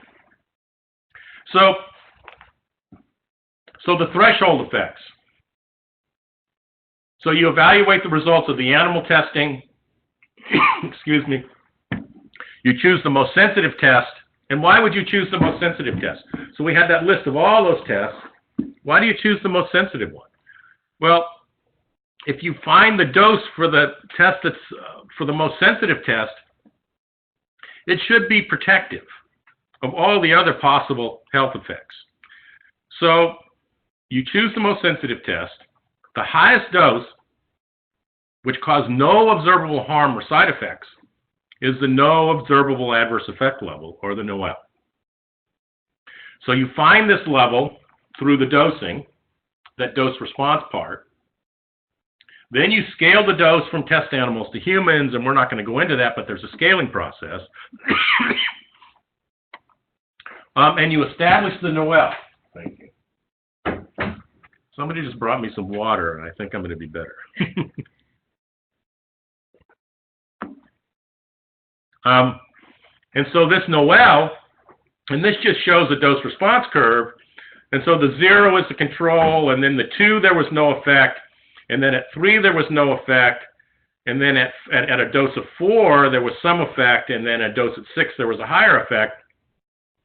So the NOEL is the highest dose that didn't cause an effect. Sometimes when you're doing the study, you miss the NOEL. The doses you choose don't allow you to establish a NOEL, and then the agency allows the registrant to use the lowest dose that caused an effect, and that's the LOL. When you use the LOL, you have to be more conservative about what the impact on human health would be than if you use the NOEL. So here's some data. And this is, you can see down the left-hand column there, there's a bunch of pesticides. The one on the top is 2,4-D. It says chemical class. And here's some actual data from these tests that were done to evaluate human health effects. So there's a 90-day rat study, a 90-day dog study, a 1-year dog study, a 2-year rat study. The lowest NOEL for all studies was 1, and the lowest NOEL excluding the chronic dog study was 1. So this lowest NOEL is what the EPA is going to use going forward to assess human health. So the registrant did the $20 million worth of all of those studies. They found the most sensitive test, and then they found the highest dose that didn't cause an effect in the most sensitive test, and that's the number 1. And so that's how $20 million equals 1. And so here's this data blown up again. So you can see 2,4-D, here's the studies, atrazine, the numbers, carbaryl. They start going up a little bit, but still the lowest NOEL is 1. Dimethoate, which is an organophosphate insecticide, is considerably lower, the lowest NOEL, 0.05. So 20 times lower. And then mevanphos, another OP, 40 times lower.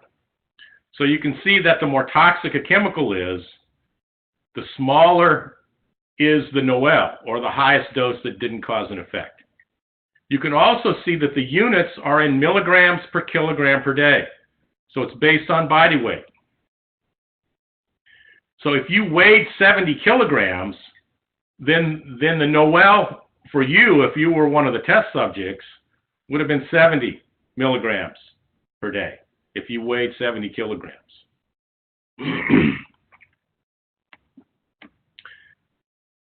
So threshold-based risk assessment,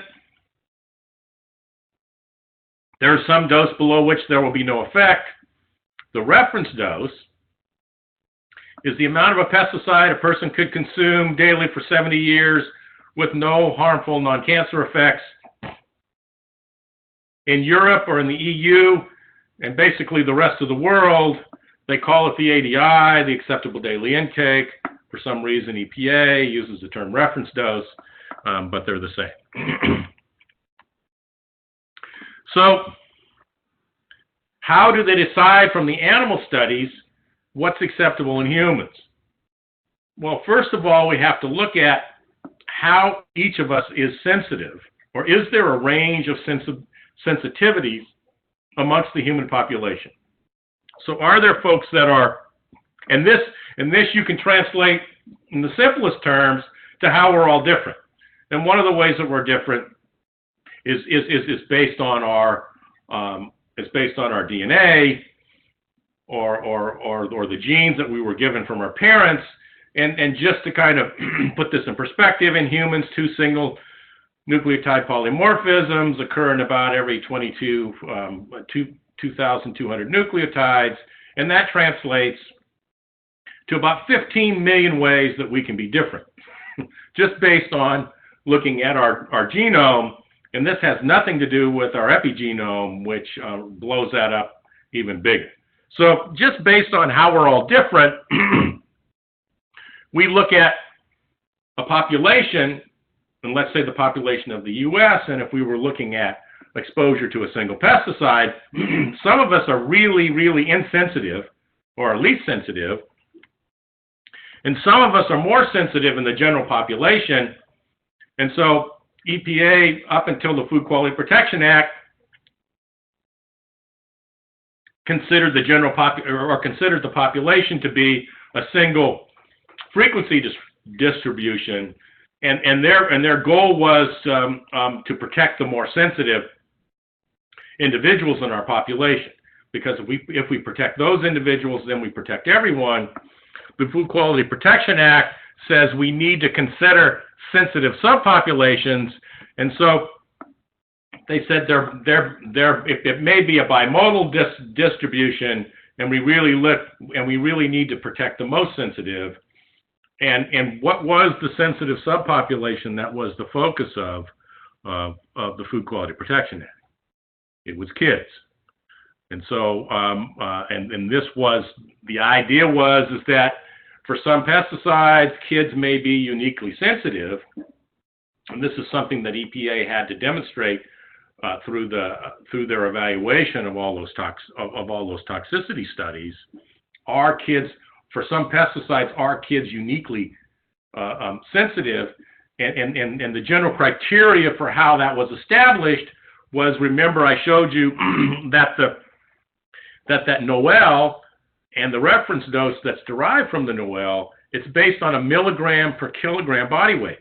So it's based on how much you weigh, and the smaller you are, the less you can be exposed to. And so EPA was charged with determining if children were just little adults, and that they should be included in that in the main frequency distribution, and their sensitivity was only based on the fact that they weighed less. Or if you take that out of the equation, are they uniquely sensitive in some other way? Then the Food Quality Protection Act requires that EPA consider that sensitivity separately. So the way this works is that the reference dose, that acceptable level for threshold chemicals that have a threshold for toxicity, is determined by dividing the NOEL by an uncertainty factor, usually between 100 and 1,000, and they parsed out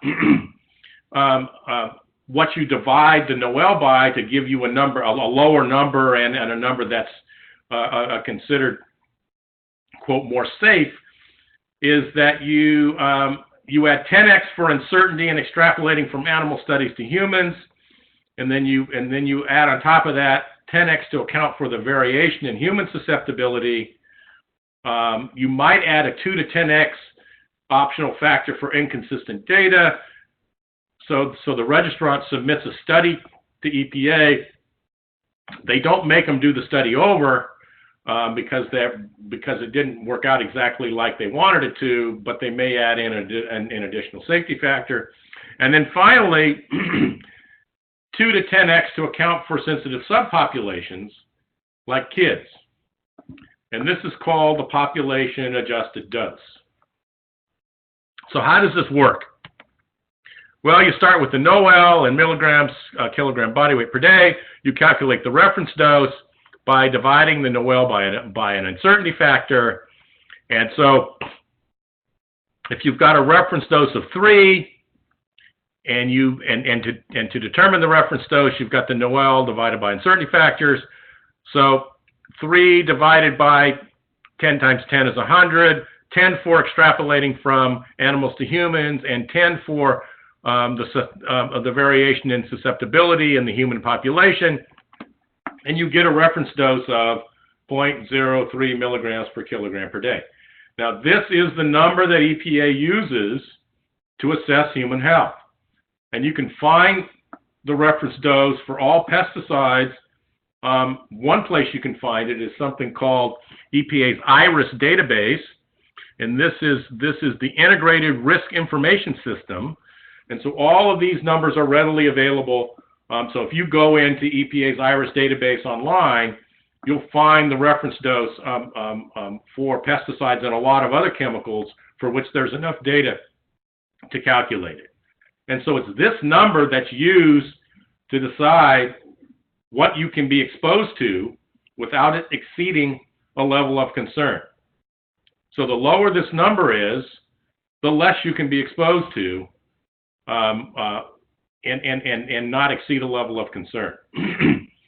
So the registrants, in registering their product, they don't want the reference dose to be too low because it's going to restrict how they use the product, and maybe if it's a pesticide in food, how many different food products you can register the product on. They want a reference dose that's not really low.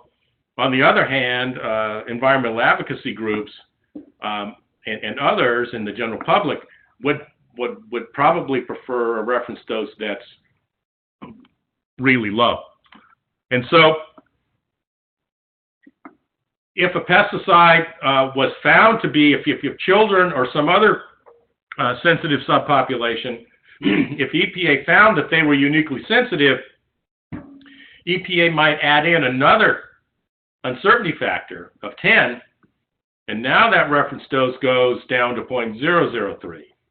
And so this has been, since the passage of the Food Quality Protection Act, a lot of back and forth between the environmental community and the registrants and others that use pesticide products on whether there should be a population-adjusted dose or not, because it really changes the landscape with regards to how a product might be used for beneficial uses. So the cancer risk is done entirely differently. You look at exposure at very high doses, and then you extrapolate to very low doses to establish some sort of probability of harm. And I'm not going to go into too much time on this, but it's just to show that it's done in a different way. So how is cancer risk? How does EPA come up with their strategy for cancer risk? And again, it's based on probability, but what kind of probability? And so here's a diagram that it says, and here's the road sign says, fatality risk 5 times 10 to the minus 6th over the next 10 miles. So what does that mean? I mean, that's just kind of nonsense jargon unless you're a risk assessor. But what it means is that 5 times 10 to the minus 6 is scientific notation for 5 in a million. And so if you were looking at the risk of driving over this mountain pass, it would say that for every million people or every million cars that went over this pass, 5 people would die. And so that doesn't say anything about what kind of car you're driving, what time of year you drove, your own individual ability to navigate a mountain pass, or how much traffic was on that pass. And that's a population risk. And so that's the probability of injury from well-defined random events. Then there's actuarial risk at the top, and this is what insurance companies use to predict future events based on past occurrences. So we know that for males under the age of 25, their insurance rates are often higher than the rest of the population, and that's because the insurance companies went back and looked at all the records of who got into accidents, and what fell out of that was males under the age of 25 were much more likely to get into an automobile accident than the rest of the population, and so they adjusted the rates accordingly. And then finally, there's individual risk, and that's better explained by plausibility rather than probability. So, and we know that individual risk is primarily based on our genetic, at least risk to cancer is primarily based on our genetic predisposition to cancer, along with other risk factors. So, what is EPA's cancer prevention strategy? The EPA Cancer Risk Assessment goal to prevent excess cancers due to chemical exposure. And the key word there is excess. Often assumes a lifetime daily dose in milligrams per kilogram per day. This is excess cancer above and beyond the baseline for the U.S. population. So the baseline is 1 in 4, and this is 1 in 4 individuals in the U.S. population will get cancer sometime in their lifetime. May not kill them, but you will have a condition that is diagnosed as cancer sometime in your lifetime. And so EPA says that right now, 1 in 4 of us will get cancer sometime in our lifetime based on all risk factors. So genetic makeup, lifestyle, do you smoke or you don't smoke, and other lifestyle factors, diet are the 3 main categories that comprise the baseline for the probability of getting cancer sometime in your lifetime. It's actually, if you go to the National Cancer, if you go to the American Cancer Society's website, they say that for males, if you break it down into males and females, it's more like 1 in 2, or 50% of all males will get some sort of cancer during their lifetime based on all risk factors. And for females, it's 1 in 3. So I should update this number, but for discussion purposes, let's just say that the background cancer rate for all, based on all risk factors, is pretty high in the U.S. At least 1 in 4, probably closer to 1 in 2 for males and 1 in 3 for females. And so how does EPA decide, based on that background rate, what excess cancer on top of that is acceptable for each chemical exposure? So, okay, a bunch of math here, but hopefully this will get the point across. So in the U.S. cancer rate is 1 in 4, or a quarter, or 0.25. That's the background rate. What's the acceptable excess cancer rate for each chemical exposure? It's going to be 0.25 plus some number. That number is I guess generically needs to be a tiny number to be acceptable by our government, to say if I'm exposed to this chemical, it's got to be, the excess cancer rate has got to be some tiny number.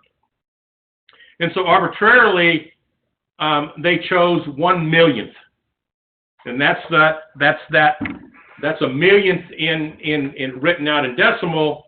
So it's 0.25 plus 0.00001, and so now the new cancer rate is 0.25 and some tiny incremental increase.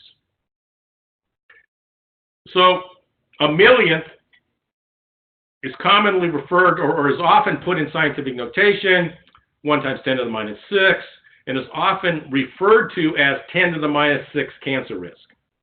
So this is the jargon that the regulators use. This means that assuming a daily exposure over 70 years lifetime, that an individual would have a 1 in a million risk of cancer above normal probability. A tiny, tiny amount, and that tiny, tiny amount has been decided by EPA to be acceptable. So cancer risk. The amount of a chemical a person could consume daily for 70 years, that would result in no more than 1 in a million, 10 to the minus 6 increased chance of developing cancer as a direct result of consumption of or exposure to that chemical. So now EPA has got to test every pesticide and decide whether it causes cancer or not in humans by testing animals. And so that's the first step. Does this chemical cause cancer? If it does, the risk assessment process is very different than if they test the chemical and they determine it doesn't cause cancer. Well, it's not quite that simple. So how do they decide if a chemical causes cancer or not? Well, they look at epidemiological studies in humans. They look at short-term studies to evaluate genotoxicity, long-term animal studies, something called pharmacokinetic studies. That's uptake and distribution in the body.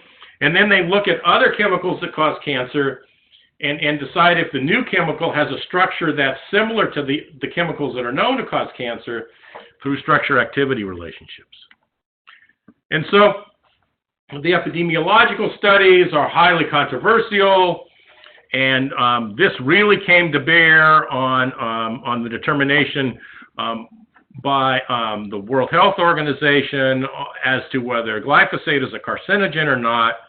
They relied primarily on epidemiological studies and not all those other studies that I showed you earlier that are required for pesticide registration. In fact, they didn't consider any of the pesticide registration data, which is kind of interesting. They only looked at the open literature, and they looked mostly at epidemiological studies. And you really have to be concerned about these studies based on, does the epi show that the likelihood of a chemical causing cancer is greater than chance? Have you considered all selection bias? Have you considered all confounding factors and measurement error? And EPA makes very limited use of epidemiological data in cancer risk assessment for these reasons. And they rely primarily on animal studies to predict cancer in humans. And so they dose animals at very, very high doses to make sure that they don't miss anything. And then they extrapolate exposure in laboratory animals at very, very high doses to this 1 in a million probability at very, very low doses. So for the animal studies, the best you can do is a cancer rate of about 1 in 20. And I'm not going to go into all the details, but that just has to do with the large number of animals that are required to do these studies and the limitations of the studies. So if they dose the animals at a high enough dose and find that it causes cancer, the best they can see is 1 in 20. Well, that's a long ways away from 1 in a million, and I'm going to go back. And so if you look at that high dose region where the dots are, they've got to extrapolate from that lowest dose that might be around 1 in 20 cancer rate, and somehow they have to extrapolate down to 1 in a million. And this is one of the reasons that cancer risk assessments are very, very conservative. So they use a weight of the evidence approach to decide whether a chemical causes cancer or not. So they summarize the human and animal data, and they make a determination. Is the data sufficient, limited, inadequate? They don't have any data, or there's no evidence that it causes cancer. And it's based on looking at all the animal data and all the other studies that are required for registration or re-registration, and looking at the open literature and epidemiological data if it's available. They look at other evidence, short-term tests, pharmacokinetics, structure-activity relationships. And then EPA classifies each pesticide based on the weight of the evidence. They classify it as to whether they think it causes cancer or doesn't cause cancer. Well, it's not quite that simple. They put it in various categories. So they do a critical analysis of each study to determine its quality and reliability. The entire body of evidence is integrated and examined for consistency, cohesiveness, and biological plausibility. And so there's a cadre of toxicologists within EPA and within the federal government that are considered experts in evaluating the body of evidence, and they make a determination, does this chemical cause cancer or not? And in the past, this weight of the evidence classification was put into various categories just to make the process more difficult. And the categories go from A to E, where there's strong evidence or sufficient evidence of sufficient human evidence. This is This is very rare for pesticides because there aren't enough studies involving humans.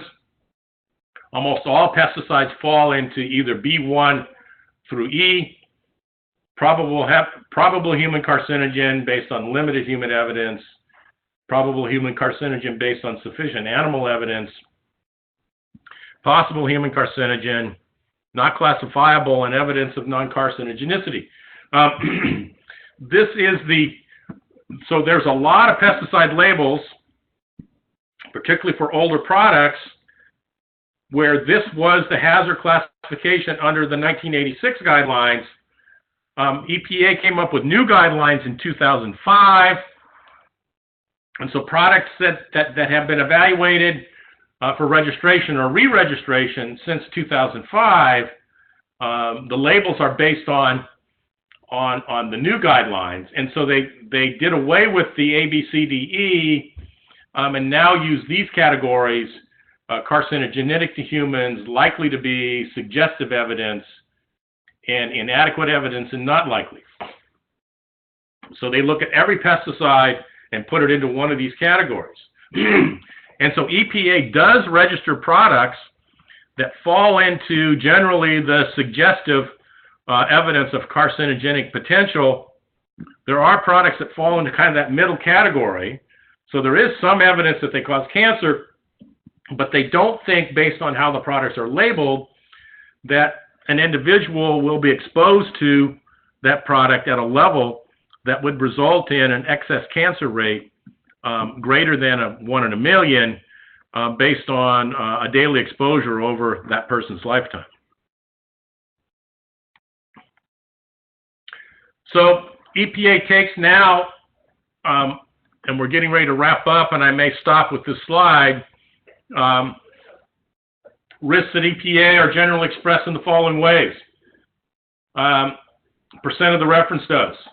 So if they're looking at food safety issues and a product is registered on a number of foods, they go through a process of determining, based on estimates of dietary exposure, how much of that chemical that the general population will be exposed to in their diet, and they calculate it as a percentage of the reference dose. And in general, they want it to be a small percentage of the reference dose. If they consider kids as a sensitive subpopulation, then they would do it based on the population-adjusted dose. And then for other exposures, like worker exposure, they decide what exposure would result in a dose that is close to the reference dose for a daily exposure, and they calculate how much below that level you might be exposed to in your daily activities, and they call that the margin of exposure. And then generally they want that to be greater than 100, and basically as large a number as is feasible, so that there's a wide margin between what you're exposed to and some level of concern.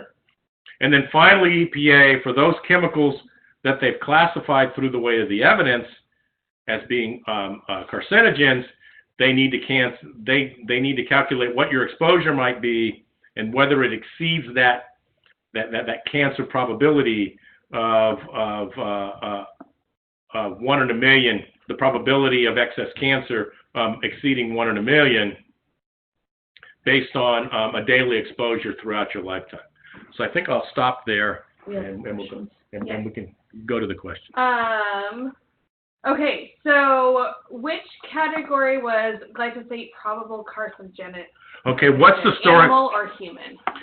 So the story with glyphosate is that the EU determined that glyphosate was not a carcinogen.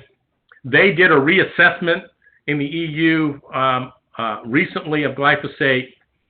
That reassessment became public about a year before the World Health Organization made their determination. And the lead country on the reauthorization was Germany. So Germany and Poland were assigned glyphosate by the EU. In other words, their scientists went through all the data and reevaluated glyphosate with regards to whether they thought, based on new data, that it was or wasn't a carcinogen. And the EU determined that glyphosate was not a carcinogen. The U.S., about shortly after that, made a similar determination. And so basically, the governments around the world, the OECD countries in the developed world, are kind of are in consensus that based on their evaluation of the data, they have determined, based on the weight of the evidence, that glyphosate is not a carcinogen.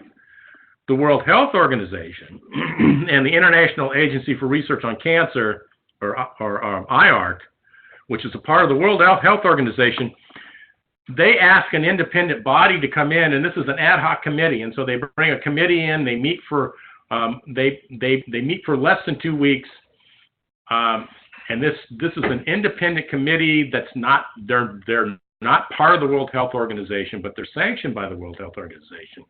They come in and they evaluate, quote, the data, and in this case, the World Health Organization chose to evaluate mostly the epidemiological data. They did not review any of the data that was submitted by the registrants through the harmonized test guidelines to all of the governments around in the developing world. And so basically, the World Health Organization essentially evaluated a different set of data, and they decided that glyphosate was a carcinogen. And so herein lies the rub between, is glyphosate a carcinogen or not a carcinogen? Governments around the world in the developing countries say it's not a carcinogen. This ad hoc committee sanctioned by the World Health Organization that met for a couple of weeks and evaluated the open literature, mostly the epidemiological data, they decided it was a carcinogen.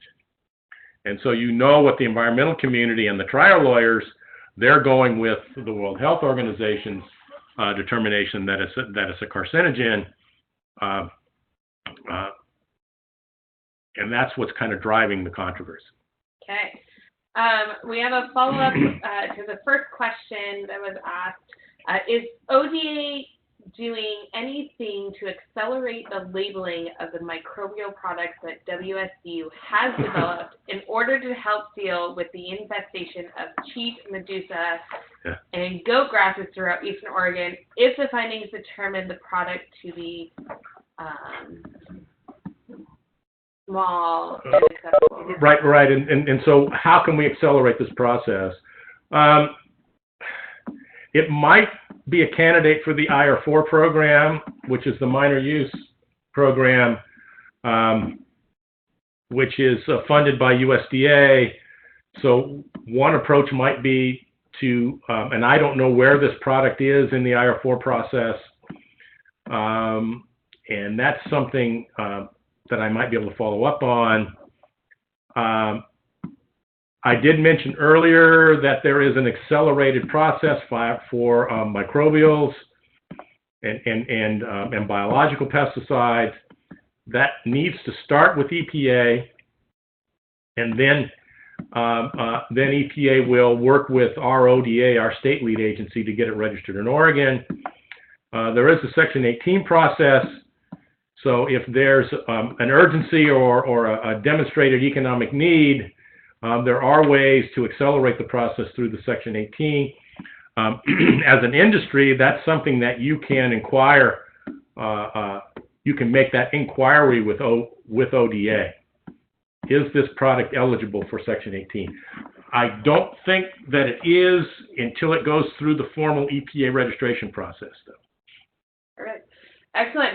Well, we are at 12:05. We're breaking for lunch right now. Make sure the sites have sent out your AM session sheets for the individuals assigned. We're going to start right back up at 1. We have both our next presenters here, so we will see you back at 1. And if there's more questions that you want to address during lunch, we'll leave the chat box open. And we'll get you the answers to the best of our ability when we get back at 1. Thanks, everyone. Morning. My thumb drive. Okay, I'm going to let Grant Jackson get started. Thank you, Kimberly. Hello to everybody out there. How y'all doing? Just say something. Oh, they're all muted. Oh, they're muted. Yeah. All right. Sorry. Guess I'm a little slow on the uptake. My name is Grant Jackson, Oregon Department of Agriculture Pesticide Program. I'm a registration and outreach specialist. I've been with the agency for almost 5 years at this point. And I come to you all by way of Central New York State, where I was a horticulture instructor for 8 years at a small college there in a dairy community. And so I see a lot of parallels between the agriculture that goes on in the Willamette Valley and some of the agriculture that goes on in upstate New York, both bucolic and beautiful areas. So I guess without further ado, I'll get going here. Thanks for having me, by the way. I very much appreciate it. This is an interesting format from which to give a presentation, so we'll see how it goes. Today I'm going to be talking about laws, rules, and policies as we deal with them at the agency and as they apply to you all as applicators. And then certification and licensing, which will basically be a review with some reminders for your credits and such. And then I'll get into a little bit of what I do primarily at the agency and affects our whole program, which is the pesticide product registration. We will keep some time at the end of this, 5 to 10 minutes, for any questions that might arise, but I'm such a splendid presenter that I don't expect there to be any questions at the end of this. No, I'm just kidding. Any questions that y'all have at the end, we'll have time for that, okay? This format does not allow for interrupted questions, so that's the format today, and thank you for bearing with me. All right, so when we talk about laws and regulations at the agency and in the state as a whole, we have what are called Oregon Revised Statutes, Oregon Administrative Rules, and Policies, okay? Getting into Oregon Revised Statute, that is the legislative decree. That is law, okay? And it's generated by our state legislature. And it forms the foundation for all of the law in the state, whether it's speeding, tickets, or taxation, or criminal law, what have you. ORS is the foundation of law in the state of Oregon, and some folks get kind of a misperception about what a state agency can and cannot do. We are bound as a state agency by ORS. We do not make a move without legislative approval, just to get that out of the way in this presentation. So all of the things that make you all come and get your credits, all of the mandates for pesticide applicator licenses, that's because the legislature said that you have to do that, okay? All we are at the agency is a tool for implementation for ORS, okay? It gives us authority. And anytime we go to change a law, it has to go back to legislature for them to vote, and if they choose to do so, approve it. That brings us to Oregon Administrative Rule. And what Oregon Administrative Rule is basically the regulation part. So you have the ORS, you have what comes out of the legislature. They say, hey, you guys are going to have to get licenses to apply pesticides. They don't tell us what that means as an agency. The legislature doesn't tell us that. They just say, hey, this is what we want you to do. Now you figure it out. And make sure it's legal, by the way. And it is in the spirit of ORS. And so what happens then is it comes to, let's take an example. Let's take the aerial application law of pesticides law that was signed into law in 2015. That came to our agency, and we had to make rules. We had to say, what does that mean? So they said, the legislature said, yeah, anybody that's going to apply Anybody that's going to apply pesticides by air has to have a license now, on top of their applicator's license, which they already have. But they have to get that license. So that it comes to us, and we have to make rules, okay? We have to make rules that focus on upholding this law, all right? And that's where the proverbial sausage is made, right? We have, during rulemaking, it's a public process, it's a transparent process in which stakeholders are invited and they convene to hash out. Stakeholders from all sides of whatever issue it may be are invited to convene at the table, and they come to an agreement on what this law means, okay, and what we need to do as an agency to carry it out. What are the moving parts, right? So for the aerial application law, we said, well, you got to get X amount of hours, and it has to be actually in the plane or in the helicopter. It can't be on the ground, learning things on the ground in a classroom. It has to be actually doing these things to get those 50 hours to then be eligible to get your aerial application license.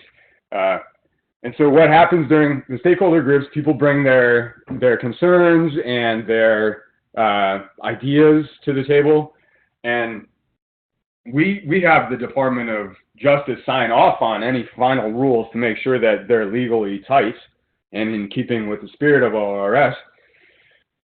But we're in charge of hashing out this basically raw material that comes from the legislature and turning it into something that hopefully folks can recognize and say, hey, okay, that's pretty clear to me as to what I need to do. In this case, to get my license. So you have ORS forming the foundation of what we do at the agency, followed by Oregon administrative rule, which brings things down to specifics rather, in terms of following the law and complying with the law. Like I said, it's a public process. It's transparent. There's comment periods. There's public hearings. You can either send in written comments or you can come to the hearings and comment there. The stakeholder groups are people from every side of the issue usually, and so these issues tend to be well represented that way. And then there's a fiscal impact analysis that also goes along with rulemaking. So it's a pretty involved process. Usually they take around 6 months and that's if there's not any kind of over controversial issues. And sometimes they need to be prolonged in order to iron certain things out. All right. We have a law, ORS, Administrative Procedures Act in the state that governs rulemaking, okay? And that it is basically the book that has the rules for making rules, okay? And it's not light reading, so don't plan on taking it to the beach with you. It's probably not going to be very fun to read on the beach, but it is a resource that's open to all of you to find out more about rulemaking in the state. And taking ORS and making rules, okay? So we have ORS, and this is a good example of the pesticide control law. 634 is, ORS 634 is the pesticide control law in the state of Oregon. And this right here, this slide, Oregon Revised Statute 634.322 gives our agency authority.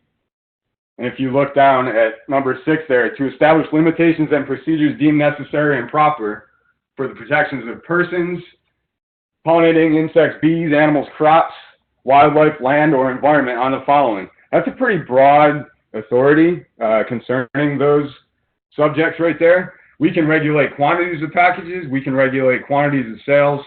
We can regulate uses or applications, and I'll give you a couple examples of those coming up here.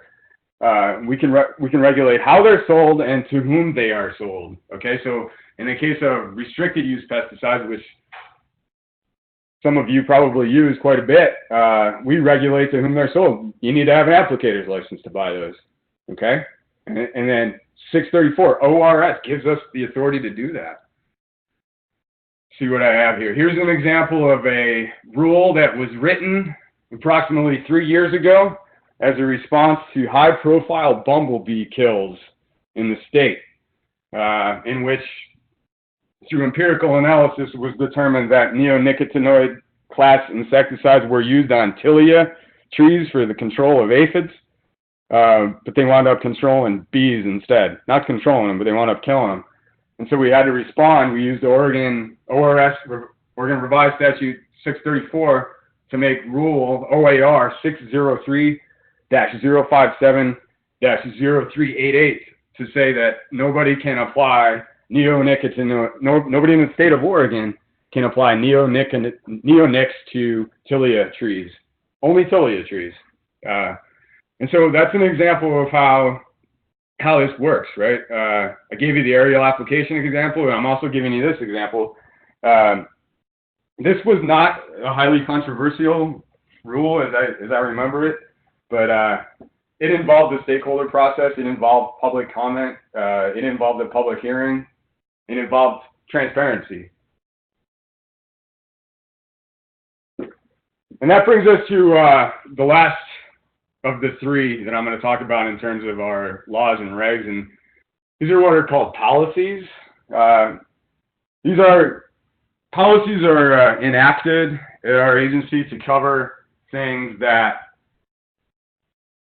we are unclear about based on existing ORS and OAR, okay? And they take place at the highest levels of management in the agencies. A person like myself, I'm a technical expert. I help contribute to my managers and my managers' understanding of certain issues, myself along with other colleagues of mine. We help contribute to these, but these decisions are made above our heads. But these policies seek to clarify certain issues, and they help with consistency in the agency. It's very important for any agency that's administering law or rule to be consistent. All right, and that's what they help with. An example of a policy that we deal with quite a bit at the department is the cannabis guide list. So many of you know that cannabis is illegal at the federal level. So any pesticides that go through EPA for registration, the EPA is the federal body charged with approving pesticides for use in the United States, with the exception of a class of pesticides called 25B, which I will touch on later. But most pesticides go through EPA for approval, and they can't have cannabis on the label, right? Because it's a federal body administering this approval. So no cannabis on the label, and you have to follow the label, right? Label is the law. So no cannabis. Cannabis is legal in Oregon as of 2014. Went on the books in 2014 and became legal in 2015. Production, sale, use. These guys and gals, the producers, need pesticides to grow what is considered an agricultural commodity by your Oregon state legislature on even footing with any other crop in the state.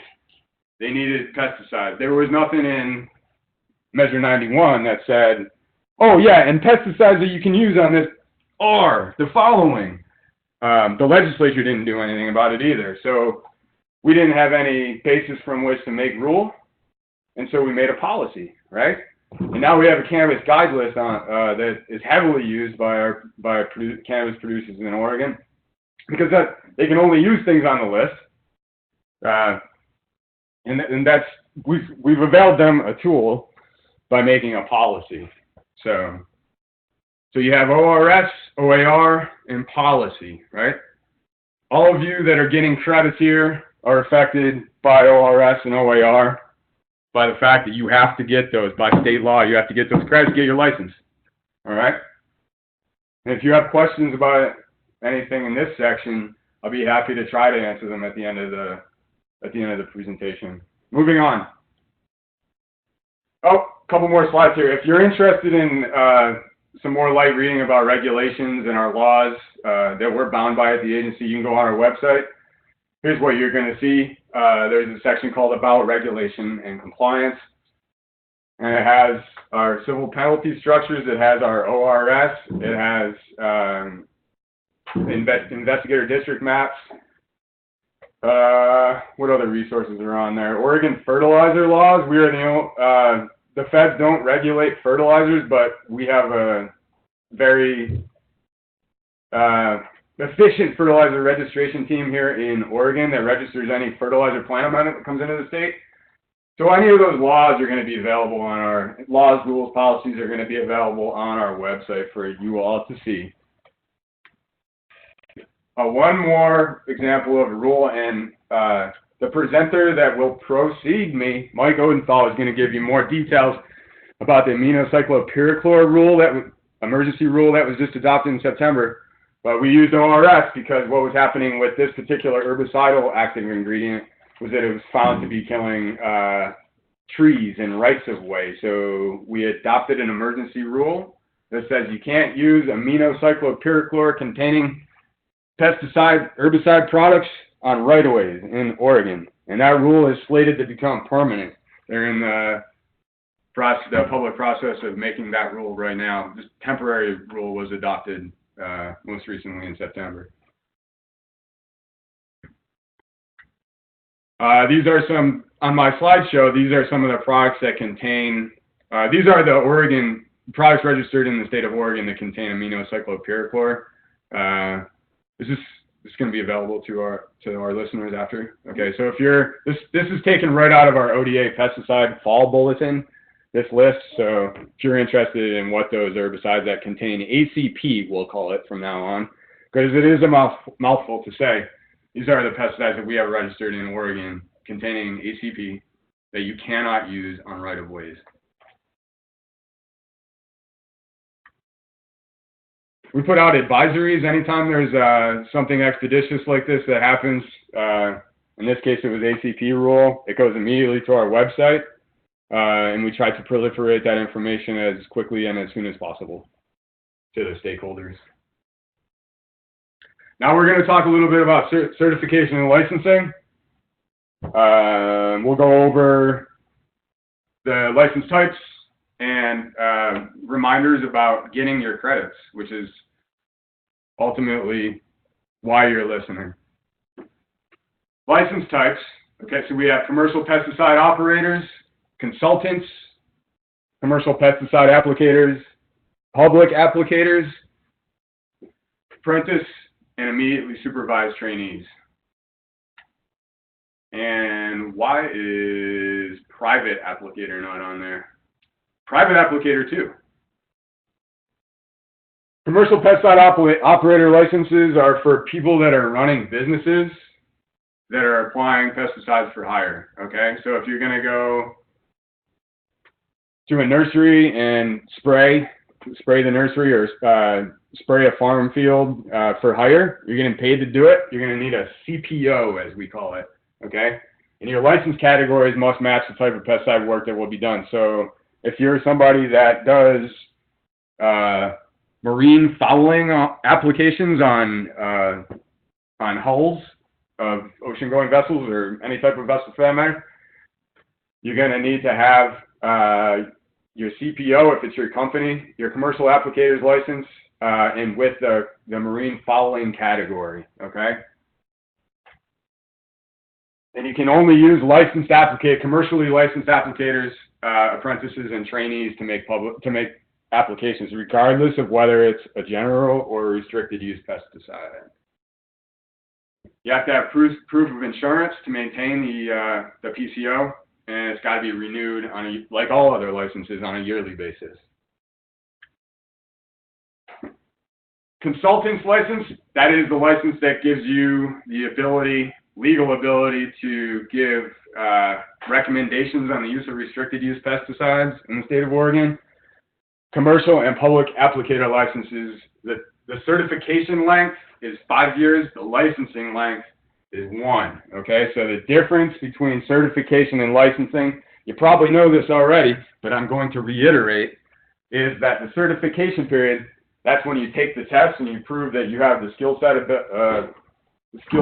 set to safely apply pesticides, and you have a knowledge base. You prove that by passing the exam. You're certified. Okay. To become licensed, you pay the fee, submit requisite information. you become licensed for a year. Okay, so for these 3 licenses, you got a 5-year certification length, you got a 1-year licensing length, and you got to get 40 credits during that 5 years, no more than 15 per year, and no core credits. You don't need core credits, they help. You don't need them, okay?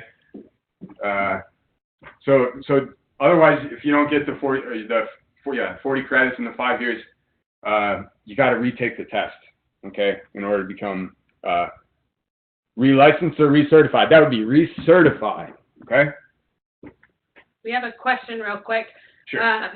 With a private applicator license, can I apply rodenticides with a burrow builder for my neighbor? And can I charge for this, or must I do it for free? With a private pesticide applicator license, you can't charge at all. That then becomes a commercial situation. You're making money to do something.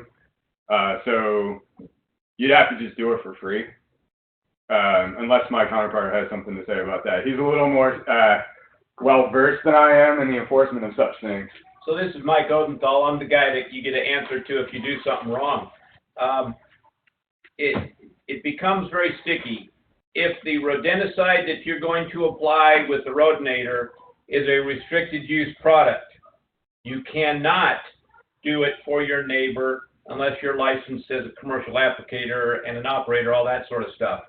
If it's a general use product, then you can do it, and the statute says it's basically under a share work kind of thing, where your neighbor and you and your neighbor kind of share back and forth, so they can compensate you for what it costs you, but in the light of they reciprocate and help you out as well. Okay. The other thing you cannot do is advertise that you're doing this. You know, you're just helping your neighbor out and they help you out. That's fine. But make sure it's a general use product. If it goes restricted, then don't do it unless you get that license. Thanks for that clarification, Mike. Hopefully that helps you out, whomever asked that question. What about bartering? So general use pesticide, guy's going to give you that's trade work. Trade? Okay, yeah, cool. That's sharing back and forth. That's not a problem. Just right. Don't advertise for it and make a big deal that you're really in the business looking for it. Excellent. Thank you. So for an apprentice license, the certification length is not applicable. They're not certified applicators.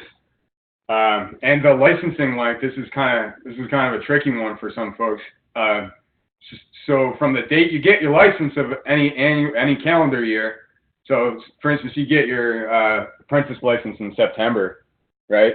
You're going to have, from the time you get your license in the mail and you know that you're ready to go, you got that license, you're going to have till the end of the year to get 8 credits, 4 of which have to be core, okay? So you get, so the earlier in the year you do this, you get your your apprentice license, that gives you more time to get your credits, okay? Otherwise, you got to take the test again.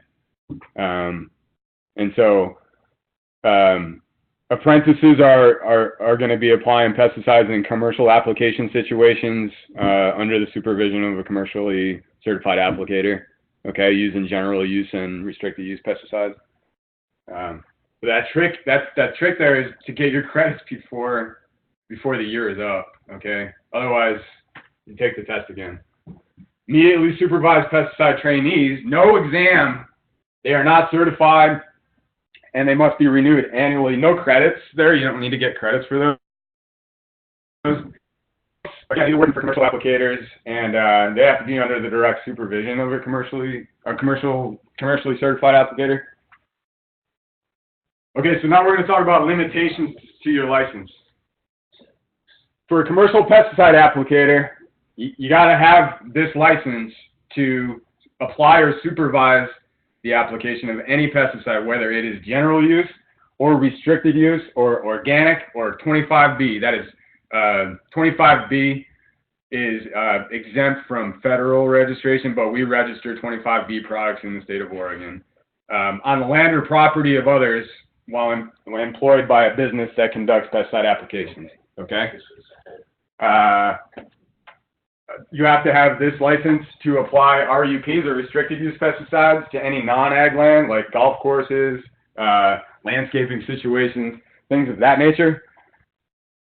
To apply general use pesticides in school situations under the IPM schools law, you can have either your public applicator's license or your commercial applicator's license for this.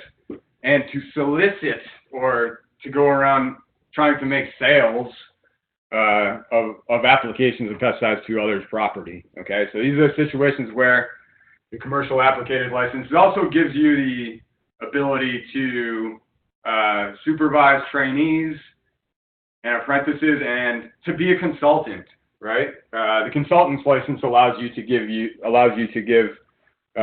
advice on the use and recommendation of the use of RUPs, as does this license right here. Okay, so this one's kind of the top of the line. This is all bells and whistles type of license, the commercial applicator's license. Okay. Followed by public applicator's license. This is going to be required for people that want to apply pesticides on public land, whether it's federal, state, local, using motorized equipment or restricted use pesticides, and then to apply pesticides in schools, okay, including 25B and organic products, pesticide products. Consultants, I've mentioned a couple times before in this presentation yet that it allows you to advise and recommend the use of RUPs. Demonstration and research is a category that you can add to your consultant's license that will allow you to do field trials or other trials involving the use of pesticides. This apprentice license we've alluded to already. This is available to people that work under the supervision of commercial and public applicators. And you can only make applications in your supervisor's category. So back to that marine fouling. If you're somebody that is going to work for a company that's painting hulls with anti-fouling paint, you're going to have to stick to the applicator categories that your supervisor has on his or her license. Okay. Your supervising applicator is responsible for training you in this situation. However, he or she does not need to be on site during the application process, but you got to be able to get to the apprentice. So the supervisor has to be able to get there quickly at all times during this application process. It brings us to immediately supervised pesticide trainee. Again, they can only make applications within their supervisor's category. Supervisor must be on site at all times with the trainee when making pesticide applications and be able to reach the location within 5 minutes if not. And again, you're working under the supervision of a commercial and public applicator with this trainee license. Here's some examples of categories. So if you have commercial applicator's license, you're looking to do, let's say you're looking to do golf course maintenance, and you want to apply herbicides, you're going to need to get the herbicide category. If you want to do insecticidal or fungicidal applications, it's the insecticide and fungicide category. If you want to find out more information about our certification and licensing rules, you can go to our webpage, or you can go to Google and Google the Oregon, I said Oregon. That's like everybody back east said that, Oregon. I'm sorry, that's flipped out. No offense. Oregon Pesticide Licensing Guide. You put that in the search bar, it should come right up. And it'll bring you to our licensing guide, which contains all the requisite information, albeit more in depth than I just discussed. Hold on. Quick question. Another question. Can you discuss the idea of managing another person's land for a fee, and if you could use their private applicator license on this land legally? Discuss the idea of managing somebody else's land for a fee. Want me to do that? Yeah. If you're being paid by your neighbor to manage their land for a fee, then you're a commercial applicator. The only way you could use their private license to do that is to become an employee of your neighbor's farm. So they could hire you as an employee, even a temporary one, and then they can supervise you as a private applicator, but they cannot supervise you if you are not. So if you hire me to come out and manage your farm, and I'm taking that pay, then I have to have an operator's license for my business, and I have to have a commercial applicator's license to do that work. If you hire me as an employee, as your farm manager, and I come to work for your farm, then I can work under your private license. Does that help? We'll give it back. How fast can you type? So I guess that's a good opportunity for me to go back on the private applicator license a little bit. You only need a private applicator license as a farmer that wants to apply pesticides on your own land or land leased or rented by your employer if it was an RUP or restricted use pesticide. General use pesticides, you do not need that private applicator license. If it's only going to be on your own land or land owned or leased by your employer. That answers their second question, which was, could you use your private applicator's license on land you are leasing? Yes. Okay. It's land that you control. Yeah. So lease, rent, own, even if you're not paying for it, but you have that control, then that's your land. It's considered your land. Yeah, you're making the call. You're making the top call. You're making the executive decision on that land. Once you pay the landlord the rent or the lease, you're going to be making the calls on what to grow, how to manage it, that sort of thing. So now we're going to get into our reminders portion of the certification and licensing presentation. When you attend a course like this, or any other course where you get in pesticide credits for your license, make sure you sign the roster. If you do not remember your license number, please make your name as legible as possible, okay? Because we manually input this information into our database. And make sure you sign that roster sheet, okay? Here's our search function on our web page that allows you to put in either one of these name or license number, and your information should pop up. Make sure you sign that roster, okay? I've been told to reiterate upon reiterate that you sign that roster, what was given this presentation. We can't assign you credit if we don't have your signature, okay? Sponsors have 30 days to return course rosters to us at Oregon Department of Ag, okay? And they typically submit once a month, usually second week of the month for the previous month, okay? Like I said, attendance records are inputted manually into the system, so that's why we need your name to be as legible as possible, okay? This is an example of a roster sheet that we all wrote down our names. If we were right-handed, we wrote down our names left-handed. If we were left-handed, we wrote them down right-handed. Right here, the fourth one down, or the fifth one down, Jackson Grant, that's me right there. Left-handed, though. Barely legible. Odenthal did a pretty good job. He must be ambidextrous. But this is an example. This is one of my colleagues that was trying to provide an example of some of the things that we're presented with after these classes, and why it can sometimes be difficult for our data input specialists to put this type of information into the system. And I'll jump in and say, if we can't read it, you didn't sign it. Sorry. It's got to be something we can make out.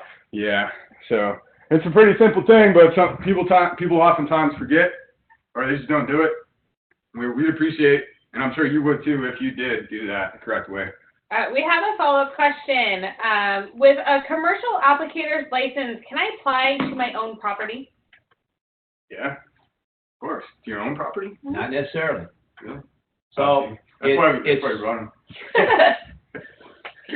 I don't know. Kimberly has learned that if I'm in the room, I can't keep my mouth shut over the years. If you've got a commercial applicator's license and you need to make applications to your own property that are general use products, you're A-OK, because you don't need a license to do that. However, this technicality of restricted use with a commercial applicator's license, it says you're licensed to make applications on the property of others, not yours. So, technically, you can't do that. You can't make a restricted use application to your own property. That does not make sense, but that's the way the statute reads. So what we did to fix that, if you're in that situation, and I know many guys are, and you have any of the ag categories on your license, make application for a private applicator license based on your commercial license. And then you're licensed appropriately and we're good to go. The training, the certification periods, they all line up. And if you keep the training up for your commercial license, you will have more than enough for your private license. Doesn't make any sense, but that's the way we have to jump through some hoops. Thank you again. Appreciate that. So once you submit your license application, it takes our staff up to 3 weeks to process it, and you're not licensed until it has been fully processed. So if you're planning on making applications prior to that, you should plan ahead, okay? Credits can only be applied to the year in which the classes were taken or the course was attended, not to the year that they're entered in the system. So if the credits that you get today are entered into the system in January, they're going to count for this year, not next year, okay? Keep in mind that, as an example, if your certification period ends on the last day of this month, of this year, and you attended a course a couple weeks before that, and you need those credits to renew without having to retake the exams, the course sponsor has until the third week of January to submit the rosters to us. Okay, so they have a month. And it can take up to 2 to 3 weeks for our staff to enter them into the system. Okay, so you're talking February 1st at the end of the story. So it takes a good month and a half to get you in the books. Okay, and then you get the renewal application. You fill that out. You send it back in. And then you're fully licensed to apply pesticides, but not until that point, all right? Now, I beg your pardon, February 22nd, and you're good to go. So it can be a pretty long process. The take-home message is, in this situation, plan ahead, get your credits so you're not scrambling at the end. And please, please, please, legibly fill out your name, including your license number and signature, okay? To check your credits, here's the short link right here.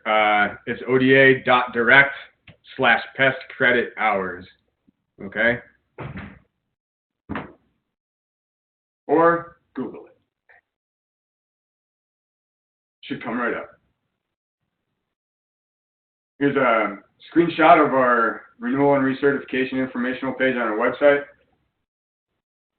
And we're seeking to improve our website as well. So that brings us to last but certainly not least, and a subject that is near and dear to my heart because I am a registration specialist, registration of pesticide products in Oregon. Considering the fact that I'm almost done, I'm almost out of time. I'll try to go through this pretty quick, but so all of our program, we have investigators, we have registration specialists, a few of them, such as myself. We do outreach around the state. We have office staff.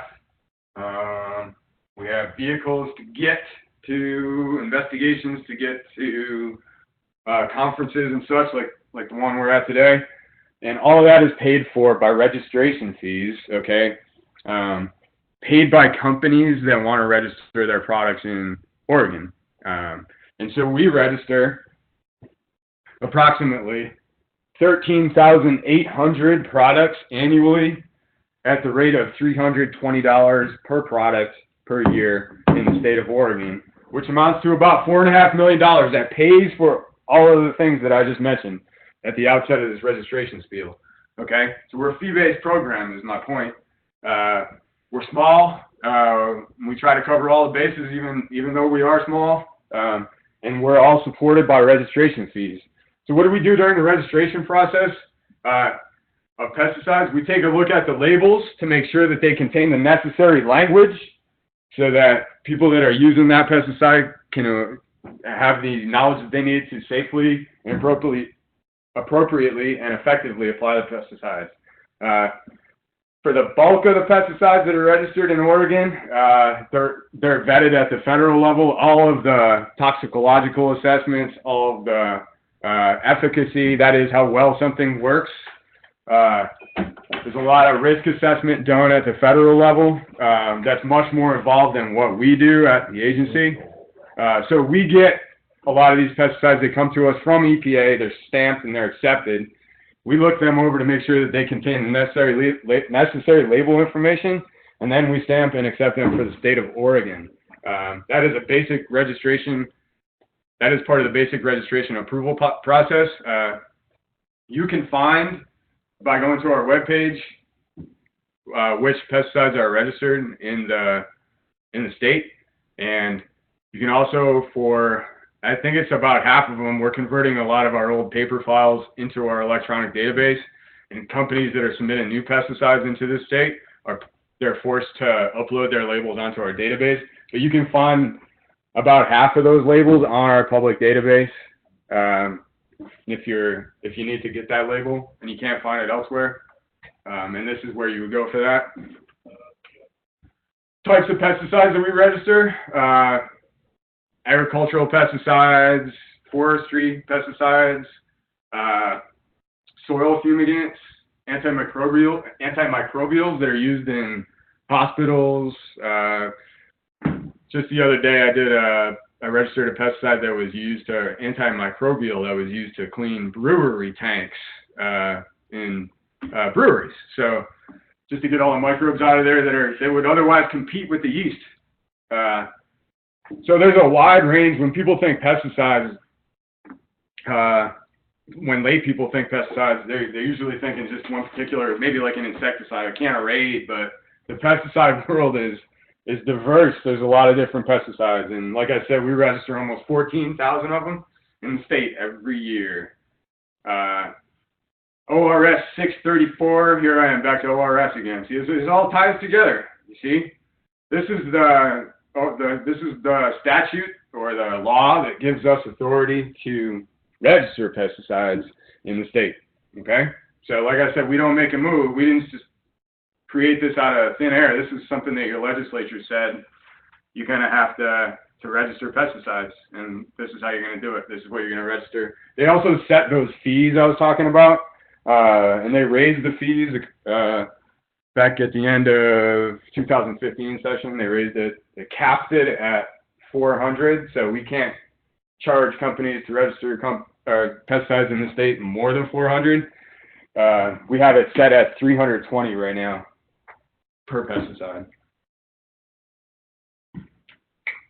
Why do we review these labels? To uphold the mission of the agency for customer service, consumer protection, and protection of natural resources. All right, we make sure, and I'm going to harken back to the neonic rule. Okay, so remember how I said that you can't use neonics anymore on linden trees in Oregon? The companies that sell neonics are, like I said, class of insecticide. Imidacloprid is something you may have heard of. Dinotefuran, clothianidin, thiamethoxam. These are highly effective insecticides that move throughout a plant, right? They translocate. You can't use them on tilias, and so what I do as a registration agent, when I see that there's a company that's selling a pesticide that contains one of these neonics in it, I make sure that they have what's called the tilia statement on their label.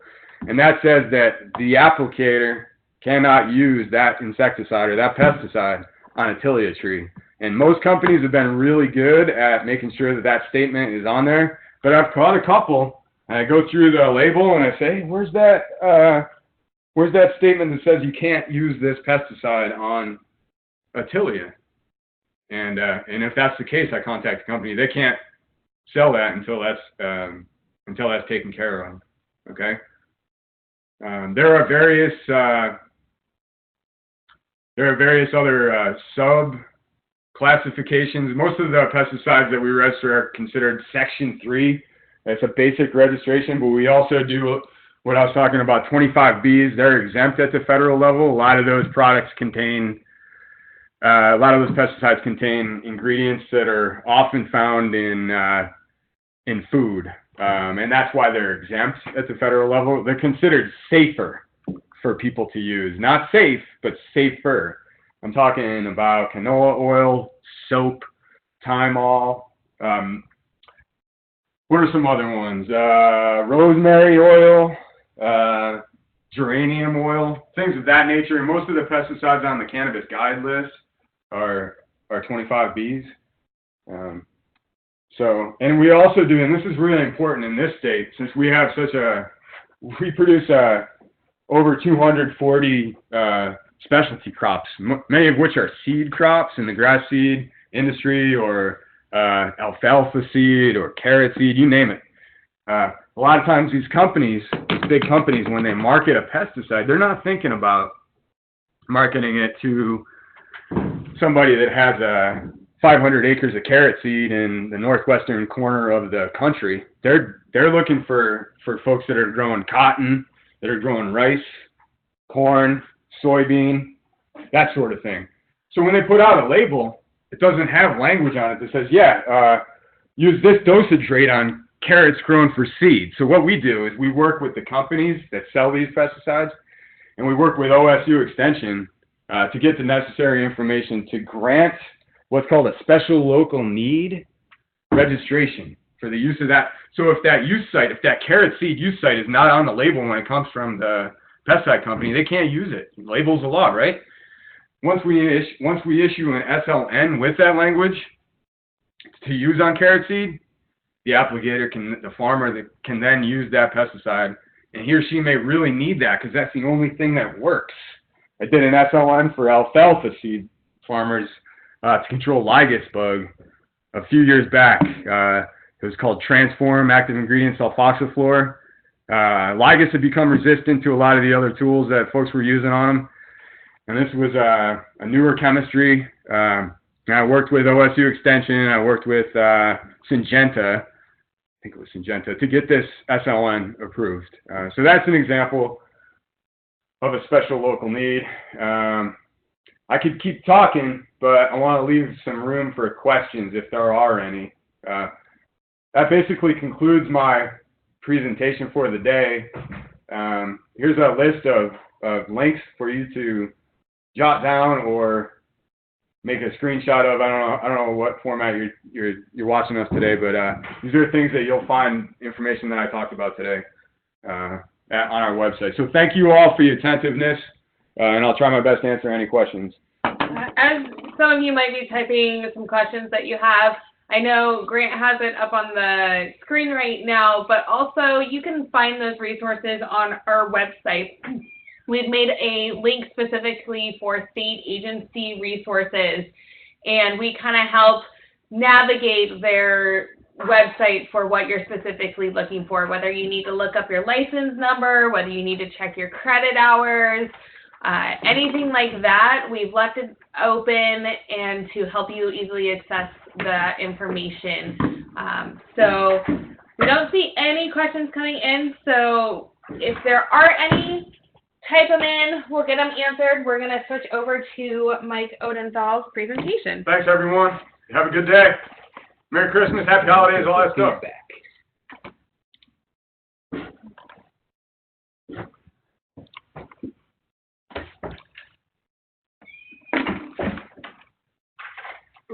Here we go. We do have a question that came in. What is the process to become an ODA employee in the pesticide division? Well, I'll grab that since Grant ducked out the door right off the bat. So first off, we've got to advertise for a position, and those get out there all the time, and you just make the application. And if the application has adequate background for the type of person we're looking for, we're going to interview with you or interview you. And hopefully you then rise to the top of the heap and we hire you. I can tell you that the investigative staff that we have hired, so there's 10 investigators throughout the state now, and then me as the lead investigator. We all have relatively extensive background somewhere in the world of pesticides, with the exception of one, and we really brought him on because he's got extensive background with water. And so he understands using what goes on around water, and he has used pesticides in water, even though he doesn't have as much background as, say, we do. So that's the kind of thing we're looking for. I don't expect anybody walking in the door as an investigator to be a fully trained investigator that just knows how to do it. I wasn't even that when I started with ODA 12 years ago now. And I had a lot of background with pesticides and ag. So, you know, those things we can teach you. You've got to be a people person, because you know, and if you guys have heard me in years past on some of the talks I've given, when we go out and meet with people, we have to rely on our good looks and our sense of humor. Unlike some of the federal guys that come up and they get to flash you a badge and they're packing a gun, they don't have to have sense of humor. We do. So we've got to have people personality skills, because, you know, not all of you are super friendly. And when we show up, even if you are a friendly guy, it's not a good day. We get that. So, you know, that's really the kind of thing we're looking for is, can you deal with people? And because we can teach you most of the rest of it. What else? If I farm with two of my brothers, do we all need separate pesticide licenses? If you're farming with multiples of you, you only need one license for the farm, technically, because you're all part of the farm. One person can supervise everyone else on the farm. You know, when you get situations where somebody's going to be gone or something like that, then maybe having a couple licenses is a good idea, but it's not absolutely required. Any others? Nope, that's all we have so far. Okay. Well, you know, I jumped in on several things that you'd asked for during Grant's talk, and I must confess that most of those I did not learn from reading the regulations. I learned from the School of Hard Knocks. I was in your shoes for many years. I was a consultant and field salesman, and then I ran an agronomy center here in the Valley for co-op. And there were several times when that darn ODA investigator showed up, started asking stupid questions. And lo and behold, we were not necessarily right. So, you know, I'm just not absolutely a brilliant person to begin with, but I do remember those bad days. And the first bad day that Grant talked about was I was selling restricted use product to a grower who was helping out his neighbor applying, I think it was atrazine over Christmas trees. And it was like, what you talking about? He needs a license. So, yeah, we got to pay our little bit of a penalty, and we haven't done that since. So, anyway, just confessions of a guy that's been around for a while. So today I am the lead investigator. I get to supervise 10 investigators throughout the state, and we look at enforcement and compliance. the bad days. Now understand that, Grant talked about all those different products that he gets to register and where they all go. If it's pesticide related, we enforce it wherever it happens to be. I had investigators up to the city of Newburgh right before Thanksgiving, I think it was, because the aquatic center at the city of Newburgh had an inadvertent release of chlorine into the pool. Chlorine is a pesticide. An inadvertent release of chlorine into the pool is a misapplication of that pesticide. So we had to go look into it. It turned out that the city pool uses a really big fancy automated system. It automatically injects the amount of chlorine that's supposed to be going in there to keep that pool all balanced out. And it's pretty gee whiz, spectacular stuff, and you're looking at it going, who's the applicator? Well, nobody was technically the applicator other than the computer. And so we had to have that discussion that, we're kind of old-fashioned. Somebody's got to watch the computer to make sure stuff like this doesn't happen. Turned out it was a mechanical failure. Nobody was really at fault. However, the misapplication sent 11 people to the hospital. They're all okay, but it's a big deal, So we do get into that. We've been into hospitals. We're into food establishments. You name it, we get to go there. So my world is very interesting. But what I want to run through in our last hour is actually, it's kind of halfway entertaining, but let's do some lessons learned. Let's look at cases that we've been working on that you guys might be able to pick up something from that you might learn from, okay? So understand, these are real cases. There's real people involved. I'm not bringing these cases up to try to belittle anybody or make them feel bad. These people made what I consider honest mistakes, and that's why we can learn from them. If it was a guy that knowingly broke the law, I'd tell you his name. I'd swear at him a little bit, say bad things about him, because that's the guy that we can't learn about anything from, because they did it no matter what. They understood they were doing it wrong. So I try not to bring those guys up. So my rule of thumb with this talk is, if you happen to recognize the circumstances and know the guy, don't say anything. Don't tell them that, hey, Odenthal talked about you last week. That's not why I'm doing this. I don't want them to feel bad. If it happens to be you, don't mention it. Don't shirk or shrink in your seat because everybody's looking. Just play it cool, unless you want to talk about it, because you may be able to add some points that I missed, and actually aid in the conversation. So as we go through these things, if you've got a question, and it's going to be kind of tough to ask questions, but throw something up quick so we can try to get back to it and get into the details of these situations. This works a lot better as a two-way street, but I understand we're kind of limited there today.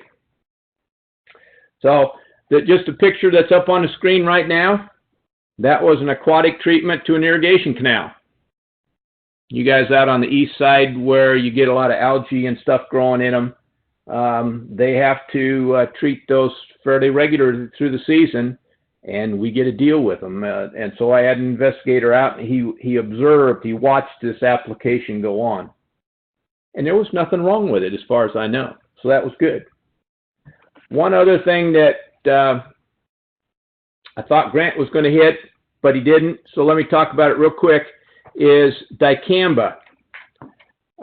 You've probably all heard, because I know we've talked about it in the past and it's been in the paper, we're killing all kinds of conventional soybean, cotton, watermelon, tomatoes, and all that kind of stuff out in the Midwest, because we're now making over-the-top applications of dicamba products over the top of resistant soybeans and resistant cotton.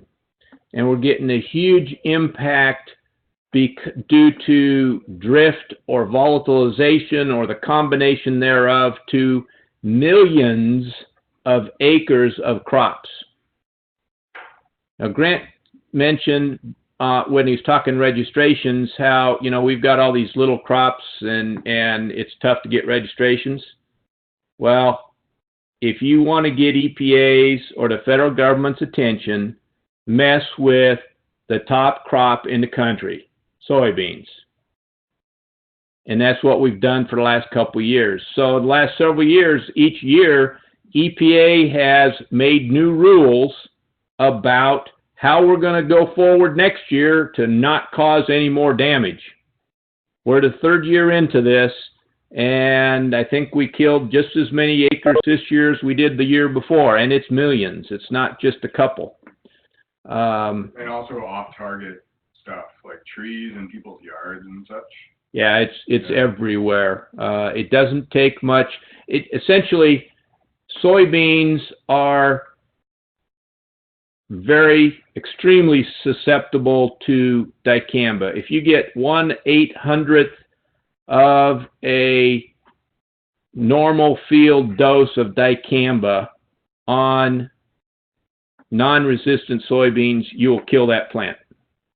It doesn't take much. Essentially, you walk up to it and you say dicamba, that soybean plant will wilt and die. So this year, EPA's new rules are saying that if you are going to apply any of the dicamba products that are registered for use over the top of resistant soybeans or cotton, and that is Ingenia, I can't remember the three. Just a couple of There's three products. A few of them, They are registered in Oregon for use. You may have a use for them because they are registered on other crops other than the soybeans and the cotton. But if you're using them, you have to be a licensed applicator. They haven't made them restricted use, as far as I can see, but they're requiring you be a certified applicator to apply them. You have to apply them during the daytime, sometime an hour after sunrise up to 3 hours before sunset. Because you got to understand, these guys are making applications over the top in mid-growing season in late June, early July in the Midwest. Think about what the temperatures are and the humidity level in the Midwest is in that time of year. It's up in the 90s, and you got 95% humidity. One of the states that's hurt worst is Arkansas, so it's down in the south. It's even hotter. And we're making an over-the-top application of dicamba. What makes sense about this? So they are really concerned about inversions building, which they do heavily through the night, so they don't want people making applications at night. Plus two, we've got some group of farmers who have decided that, you know, the old Banville's a whole lot cheaper than the new stuff, and we're applying it. We'll just do it at night because then they can't see which product we're using. So now you can't use those products at night. And there was one other thing. Besides that camera? No, the license and night. Oh, there's some buffer zone requirements. So if you're using any of these products, read that label closely and make sure you're following it, because the restrictions that are put on there are not specific to the crop. They're specific to that label. Yeah. Anything else, Grant? No, on that note, what Mike was saying about Arkansas, I know that their pesticide regulation is a little different there. They have something called the Plant Board, Arkansas Plant Board, which regulates the use of pesticides in that state. And this year, I'm pretty sure that they banned the use of those products that Mike was talking about, the Ingenia. They're supposed to have drift reduction technology in the products, but they banned the use of those products from a certain point in late spring through the end of summer. During during the high periods of volatility when the temperature is higher, and that chemistry can volatilize and spread to other fields that are not resistant to that active ingredient. So, and that plant board, interestingly enough, it's made up of a bunch of farmers. I read a bunch of stuff about it, and they were very reluctant to ban the pesticide, but they ultimately came to that conclusion as a group, and they were subsequently sued by one of the bigger companies that were selling the products, and I think the lawsuit was thrown out. So they prevailed. Their ban prevailed. That's how bad it got. There were some instances of violence from farmers that were affected by other farmers. Those farmers did not have the resistant soybeans in their fields, and the farmers that were applying these dicamba products did.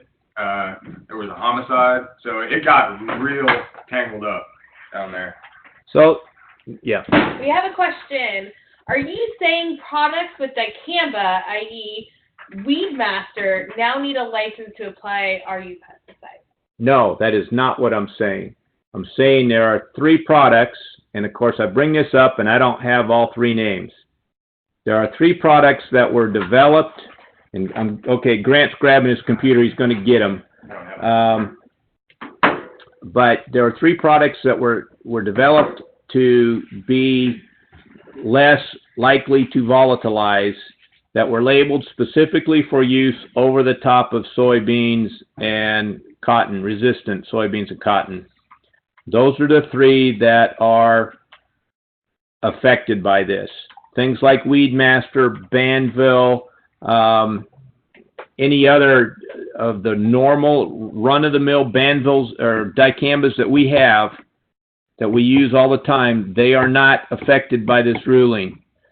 But let's say you're making an application to, say, a grass seed field that's right adjacent to a vineyard, and you want the additional safety of these newer technology products. Then if you use, say, the Ingenia, it's like Ingenia, Extendamax, Extendamax, and there's a third one. Oh, I'll get the third one. If you use any of those products, you have to abide by all these new rules. So that's where we go to, okay?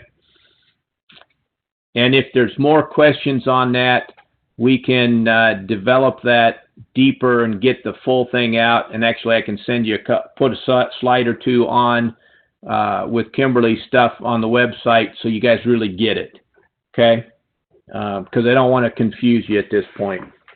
But I did want to bring that up. Yeah, it's BASF's Ingenia, Monsanto's Extendamax, and DuPont's Bexapan. Okay, so there's 3 of them in question here. BASF's Ingenia, DuPont's Bexapan, and Monsanto's Extendamax. Okay, so we'll make sure we get that up on the website with the other information. That way you guys can look at it and say, what the heck was Odenthal talking about back then? And you'll be able to read it. And if all else fails, call me. Yeah. I will happily give it to you. Was any other questions before I moved on? No. Okay, let's talk quickly about that aminocyclopyrachlor that Grant mentioned. So we got the temporary rule, and the rule says no use of aminocyclopyrachlor on rights of way. And the only reason I bring this up to you guys, well, one, some of you are commercial applicators, there may be some public applicators out there. You may be making applications to right of ways, but some of you growers also, I know, treat the right of way because maybe the county doesn't do a good job of it, and you need to. Or maybe you've got an agreement with the county that you'll maintain it or something of that nature, and you're using this product. It's a dynamite product. It controls things very well. However, we got some problems with it, and we got to figure it out.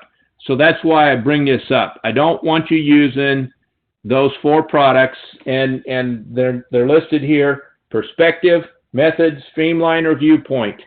You may find them under DuPont's manufacturer name, or you may find them under Bayer's manufacturing name. If you recall, Bayer bought the vegetation management portion of DuPont several years back. And so now all the old DuPont products that we used to use on veg management, roadsides, timber stuff, are now Bayer products. It's just part of that game, and you've all seen that happening. So why did we do it? Well, back in 2015, and I started talking about this clear back in 2015. If you look at, okay, let me see if I can get this mouse to work. If you look at this, this was the highway between Black Butte and Sisters, Highway 20. You can see here in a few spots, there's some trees that are turning a little yellow, orange, dead spots. Forest Service they called us and they said, you know, we think we may have a problem. We don't know if it's pesticides or not. Can you guys help us figure it out? So we went out and looked, and through the course of all of this, the investigation, we took some samples, and lo and behold, we found that there was some aminocyclopyrrolachlor in these trees. Now understand that for the previous 3 years, in 2013, 14, and 15, ODOT had been making applications to this roadside, 6 feet from the edge of the pavement into the gravel to control weeds, which they need to do to protect the roadway, okay? They were using Perspective. It was an approved product from the Forest Service, so they were, you know, they had permission to use it. Let's fast forward 3 years. This is not Highway 20, but it's the same thing. This is what the trees look like. And what's going on is that the Forest Service has made notice to the public, because if you're in the Forest Service, you got to let the public know before you do anything out there in the woods, basically. They need to remove about 2,000 trees in that 14-mile stretch of highway between Sisters and Black Butte. Needless to say, some of the public are not happy. It really doesn't look very good, but this is the kind of thing that has gone on. So this roadway had applications made for 3 years, or actually it was 2 years, on that 6-foot piece of gravel next to the pavement, and look at what we've got for dead trees. And you go, so do we really know it was ACP? Well, guys, yeah, we kind of do. I spent 3 days over there wandering around the woods. It was tough duty, with some Bayer chemical reps here a couple weeks ago looking at dead trees. I'd have preferred to look at live trees, but we were looking at dead ones. And if you look at all these growing points, note how the bud is swelled and the needles are epinastic, and they're pointing towards the back, down the opposite direction they should be looking. That is, according to the Bayer guys, yep, that's what aminocyclopyrrolachlor does. And so every tree does that. And lo and behold, when you learn that symptom, you can see it in a tree from a long ways away. Back in 2011, 12, 13, the Midwest had a big issue with a product called Imprellis, and they were applying that in landscapes. Well, guess what Imprellis is? Aminocyclopyrrolachlor. And it was nuking trees in the landscapes of homeowners. And if you want to make somebody mad faster than killing some trees up in the forest, kill it in their backyard. So this has been going on for a while, and they're trying to figure it out. Ponderosa pine trees are extremely susceptible to ACP.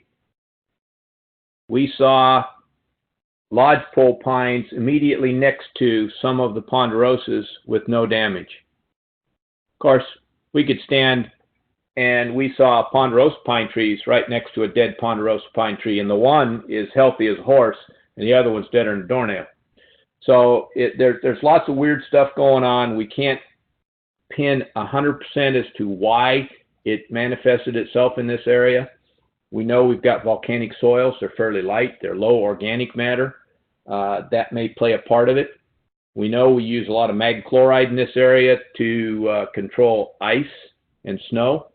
That maybe plays part into it. We're digging it. But what we're trying to do is prevent this from happening inadvertently again until we figure out just how to fix this label. So that's just gives you the background. So the classic symptom is a swelled bud point, growing point, and then your epinastic needles.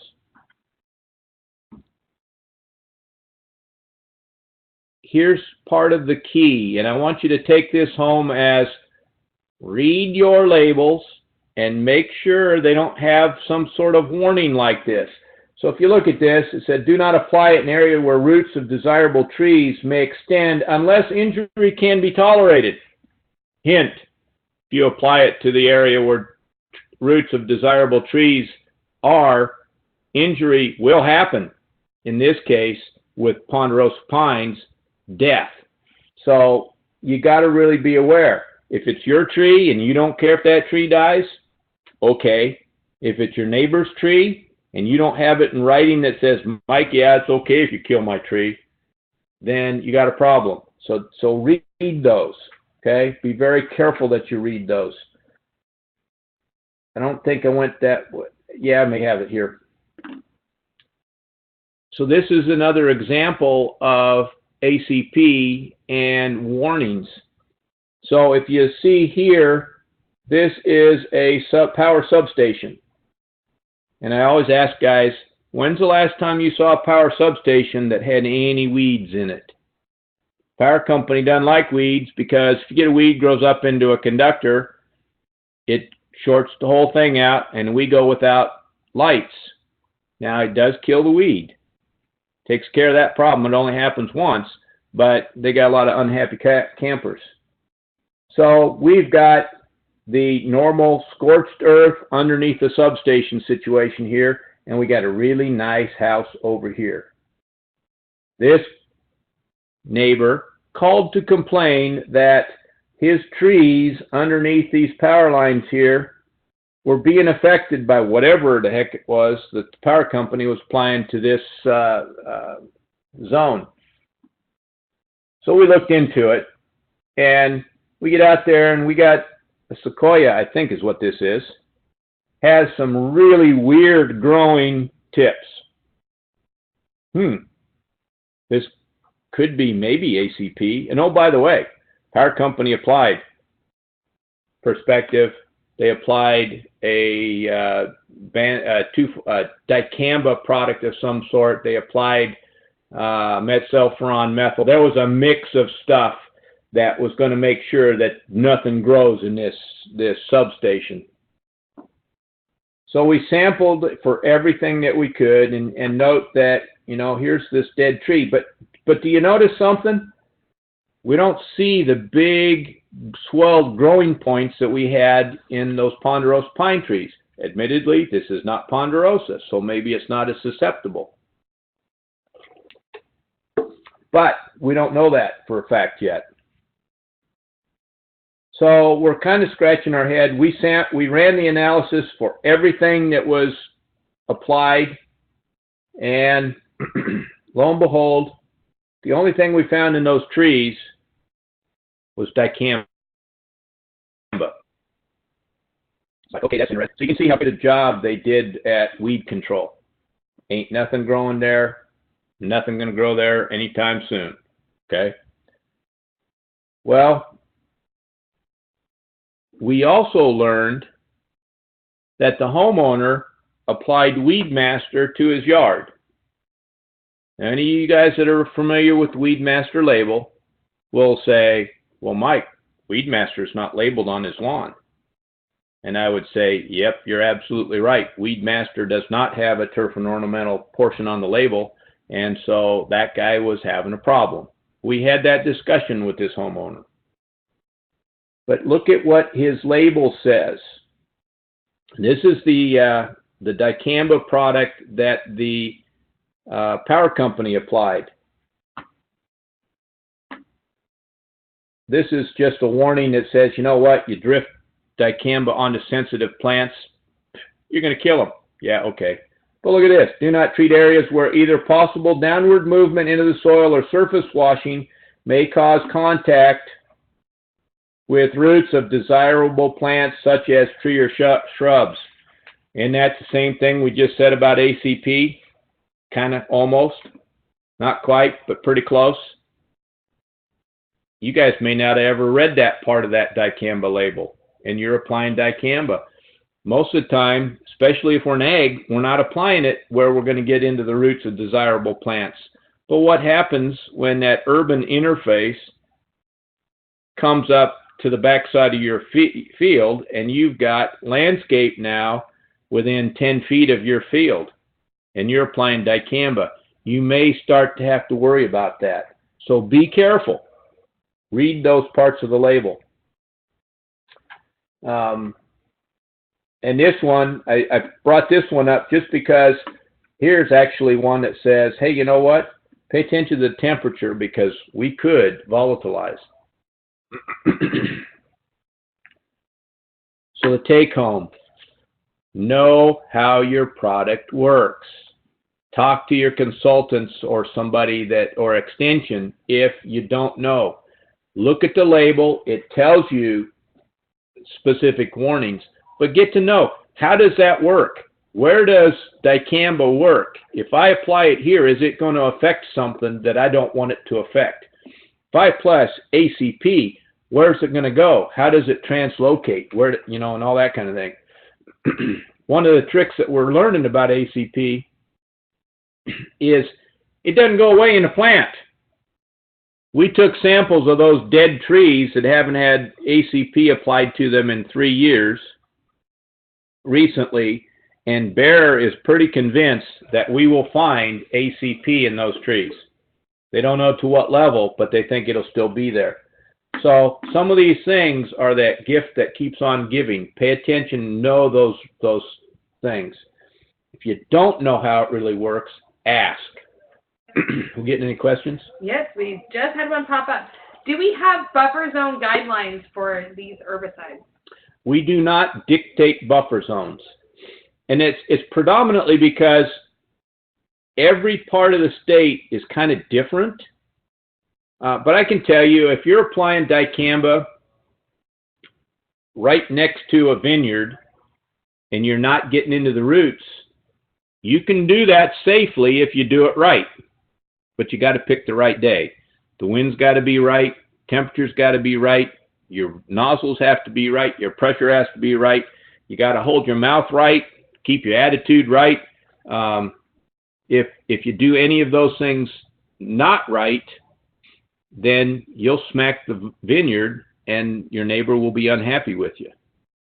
I'm not going to tell you leave a 100-foot buffer because on any given day, I can tell you, matter of fact, I will show you a video here at the end that a 100-foot buffer wouldn't have done it.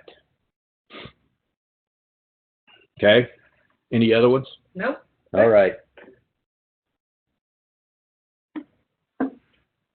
More read the label. I am sorry to say that we've had a couple of cases this year. We normally get one or two where somebody's done something that puts the crop at risk. This year we had 2 and we lost. So here we got a situation where we got blueberries, and the blueberries they had bindweed so bad in this field that it was actually growing up over the top of the blueberries, and they were looking for anything that would help. It was a rescue treatment because we're going to lose the field if we don't. So the consultant dug around and he found Quinstar 4L, quinclorac, and it apparently does a knockdown, drag out job on bindweed. So he went looking and he found that Quinstar had just this year received a full label for high bush blueberries. So he made the recommendation to the grower, hey, let's get the Quinstar, let's use that. Grower said, okay. Grower went out and got some Quinstar. And that's where the problems began. First off, the grower got old label. If you looked at the label that the grower had, it said this. It put it into the cranberry group, and it said, oh, by the way, you can do it on low-growing berries in subgroup 13. And the long story short, there's a low-bush blueberry. We don't grow low-bush blueberries in Oregon. They look like a cranberry. I've never seen them, but I've seen pictures, and it's like, that's a blueberry? What the heck, over? So this was not appropriately labeled for us. When you pick up a product, the label you have on that jug in hand is a label you have to live with, okay? Make sure if I'm your consultant and I say, hey, Joe, pick this up, use it, it's good to go. Check the label. If it's not on the label, call me back up and say, Odenthal, what the heck did you tell me? And say, oh, wait a minute, let's go find the right one. Okay? Turns out that, yes, Quinclorac did get that new label. However, the manufacturer didn't get the new label out in the marketplace. So we didn't have the new label yet. Okay? The other thing that, as we started looking at it, the pre-harvest interval for these blueberries on the old label was 60 days. They were thinking 30 days because that's what the new label says. And you could pull that new label up off the internet all day long, but that one doesn't count. It's got to be the one that's on the jug, okay? So that's what the new label looks like. Hopefully by next year, if they need this again, the new label will be on the street. To make matters worse, they're already kind of off-label, although we would not stop the product from going to market yet because, you know what, we now have a tolerance. It's allowed on those berries to be as a residue. They just can't apply it. So we would have cited them for the application, not done anything with the berries. They went ahead and they harvested 18 days after they made the application. The shortest PHI was 30 days. The one on the label they had was 60 days. Doesn't add up. So we were obligated to detain that crop. A blueberry crop, if you guys are I mean, I'm assuming you're pretty aware, it's very, very short-lived once you pick it. So this is critical. What we had to do was determine, is there too much residue of Quinclorac in those berries or not to go to market? Because you have to meet what the tolerance level established by FDA and EPA is before it can go to market. So we went in and sampled, and there's like 92,000 pounds of berries here, okay? We went in and sampled a random sampling of these berries, sent it to our lab. 2 days later, because we expedited this big time, I do not want to lose a crop for a grower when I'm doing this sort of thing. 2 days later, we got the results back that said, yep, you're good to go. Okay, so we released it. However, the buyer said, oh, by the way, you're no longer globally GAP certified, so we're not taking those berries. They still lost 92,000 pounds of berries. I don't know about you guys. Well, you guys probably know way better than I do just exactly what that does to a farm's income / budget / operations when you lose a crop. The 92,000 pounds was the first picking. They had, I think they were going to pick 3 other varieties down the road, and they lost the buyer for those as well. So it was a significant impact on this farm because they made the mistake on the label and then they did not follow the PHI. And so my take home here is really make sure you're reading that label on the container. If you have a question about it, get a hold of your field rep or your salesperson. And if they can't answer the question, you still got a just question, call me. I'll make that call. I will look into it and get you the answer, because I would much rather do that than end up where we ended up with this. The other thing is, you know, I've been a consultant since '93. We're not perfect. We do make mistakes, and I'm going to talk to you about one that is exactly that here next. Double check us. If what I recommended doesn't make a lot of sense, or you think that, you know what, I think Mike might have been screwed up today, call me on it. Call him on it. Ask him. Because none of us want to get to the point where we're dumping product. It's too expensive. Then the other thing that these guys did, the harvest crew and the application crews were different people. One guy on the farm ran the applications, the other guy ran the harvest crew. They didn't talk. The harvest crew didn't know when their last application of quinclorac was. So the berries got kind of ripe, and he said, we're harvesting. Had he known that he needed to wait 12 days, he could have. And then they wouldn't have had an issue. So that's a tough one to swallow, and we really do not like being involved in these. That's not any fun to tell a guy that, you know, you did all this work and now you're going to throw it away. But we've got another one. So we got a Timothy Hay farmer who had aphids, is my understanding. I think that was aphids. But he contacted his consultant and said, hey, I got an issue. I got bugs eating me out of house and home. I've got to get something on this or I'm going to lose my crop. So the consultant committed mortal sin number one for consultant. He said, hey, go use this. Made a call off the cuff, on the run. Didn't even think about it, just reacted. He said, use dimethylate. That'll take care of them. Not a problem.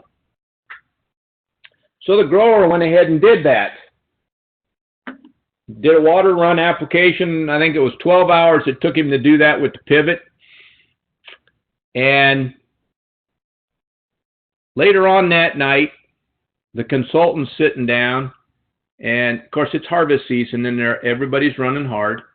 Consultant sits down, and he goes, oh, crap. The methylate's not labeled on Timothy Hay. It's labeled on alfalfa. And that's all he'd been running lately. So it was alfalfa, so it was the first thing on the top of his head. He picks up the phone real quick and says, hey, grower, don't do it. Grower said, too late. It's done.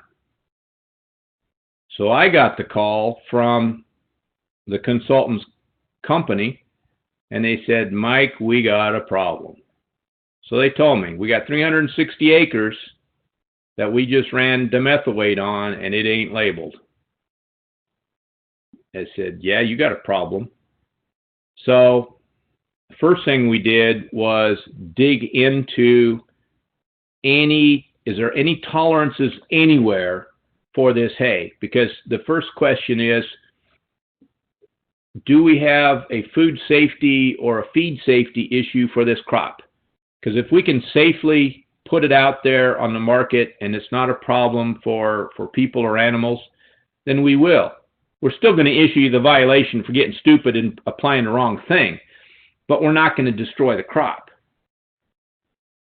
Come to find out, there is not, nor is there probably ever going to be a tolerance on Timothy hay, or actually grass hay, for dimethylate. So we had to detain the field. there was, and it wasn't 360 acres. I can't see my notes on my slides because the way we're set up here. I think it's 360 ton total hay is what it turned out to be. That is now detained, sitting in the shed someplace, waiting to decide what we're going to do with it. They are actually looking to see if there's a potential to export it to Canada. We've heard rumors, but we've not been able to confirm it, that dimethoate is allowed on timothy up in Canada. If that's the case, then they may be able to move that up there and it gets used. Otherwise, we're going to have to figure out how to destroy 360 tons of hay. I'm not looking forward to that. And it's only because consultant made a mistake and the grower added to it by not reading the freaking label. So please read your labels, double check your consultants, and make sure that what you've got is right, because consultants make mistakes just like we do, everybody else does. So you know, I hate to report these, but that's the way it's going on. 2 guys or 2 farms this year lost substantial income to a mistake that should have never happened. And we don't have any leeway. You guys know this. You know, you're in that market. There's no leeway for mistakes to be made anymore. And your margins are not so good that you can throw away a high percentage of your crop. Questions any yet? No. Okay. Oh, we have one. Okay. How long until the grower can harvest hay from that field? Now. EPA says 365 days from the time of that application before it becomes clear to go. Clear to harvest. Clear to harvest. So 1 year.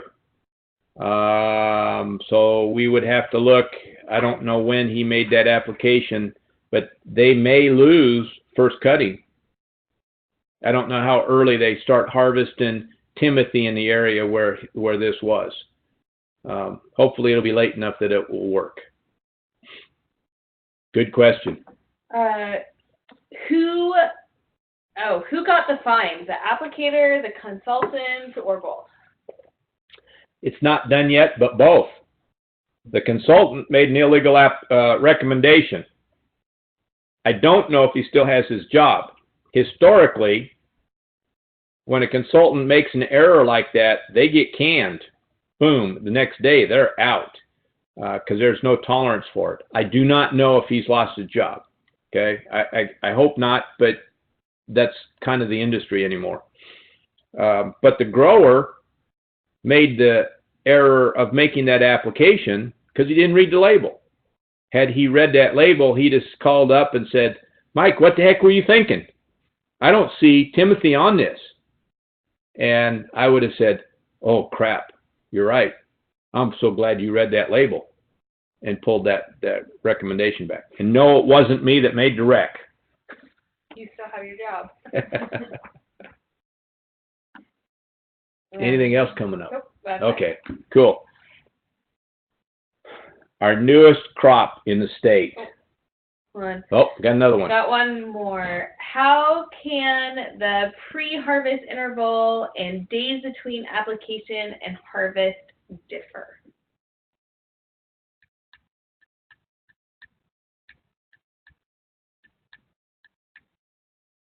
Oh, too many.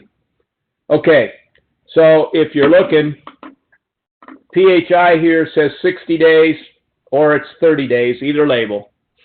When we say the days between application and harvest, this is what really actually happened. Okay, so that 18 days is the amount of time that the farm allowed between the application and the harvest. It should have been at least 30 days if they had the new label. If they were operating, if they'd have followed the PHI for the label they had, it should have been 60 days. So the reason they're different is that they were wrong. This days between application and the harvest should have been at minimum 60 days. Realistically, probably a day or two longer.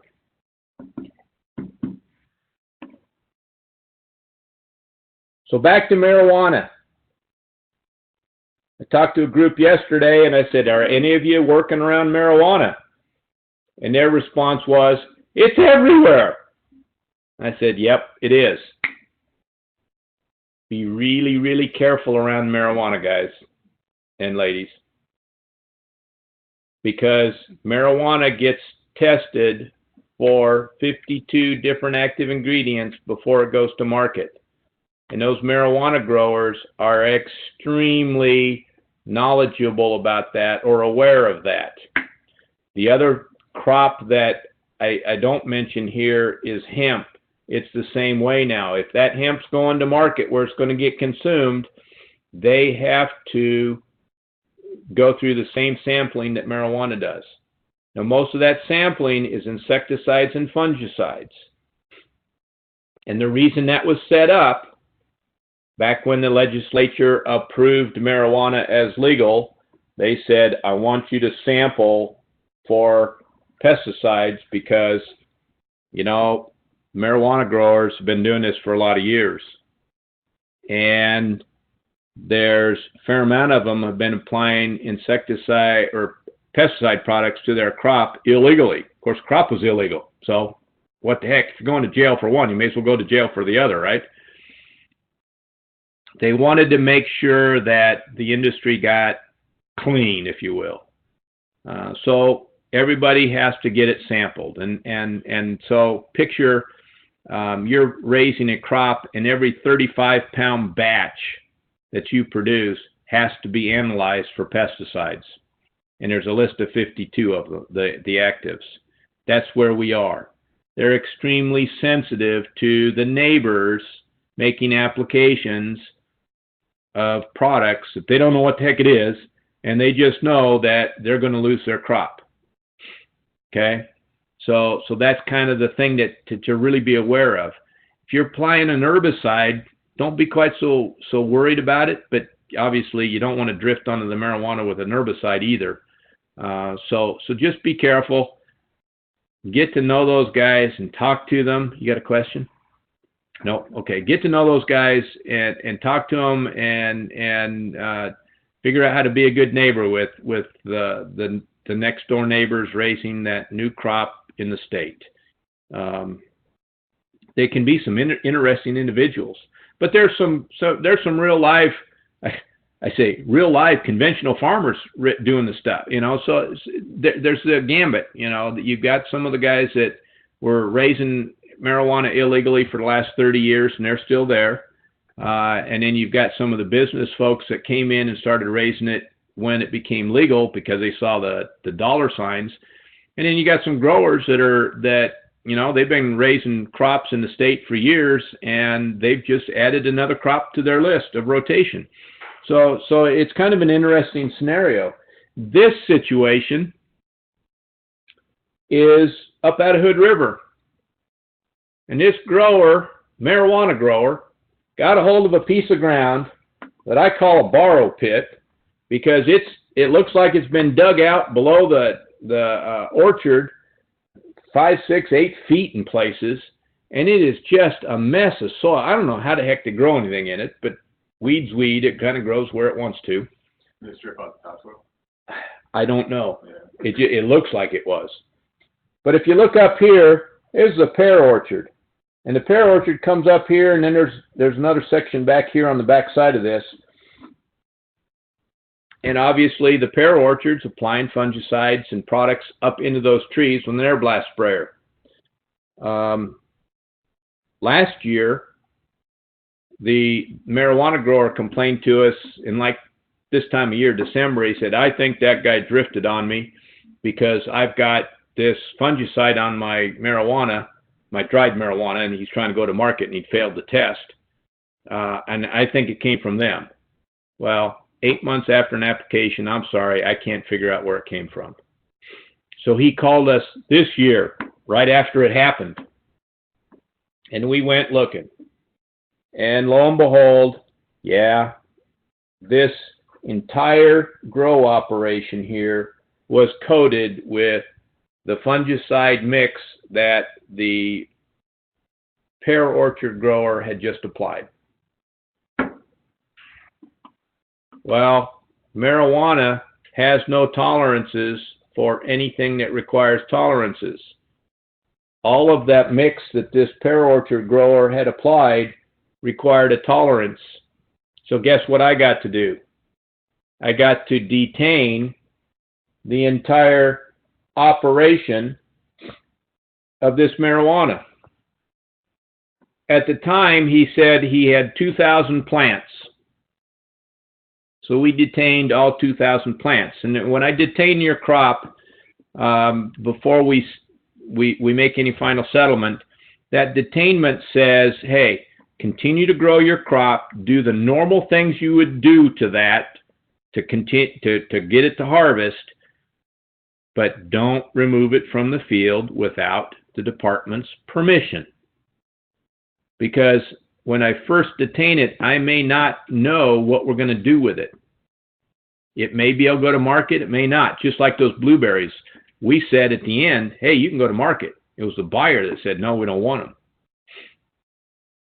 So we detained these, pretty well knowing that, you know what, it's got this fungicide on it. This is not going to market.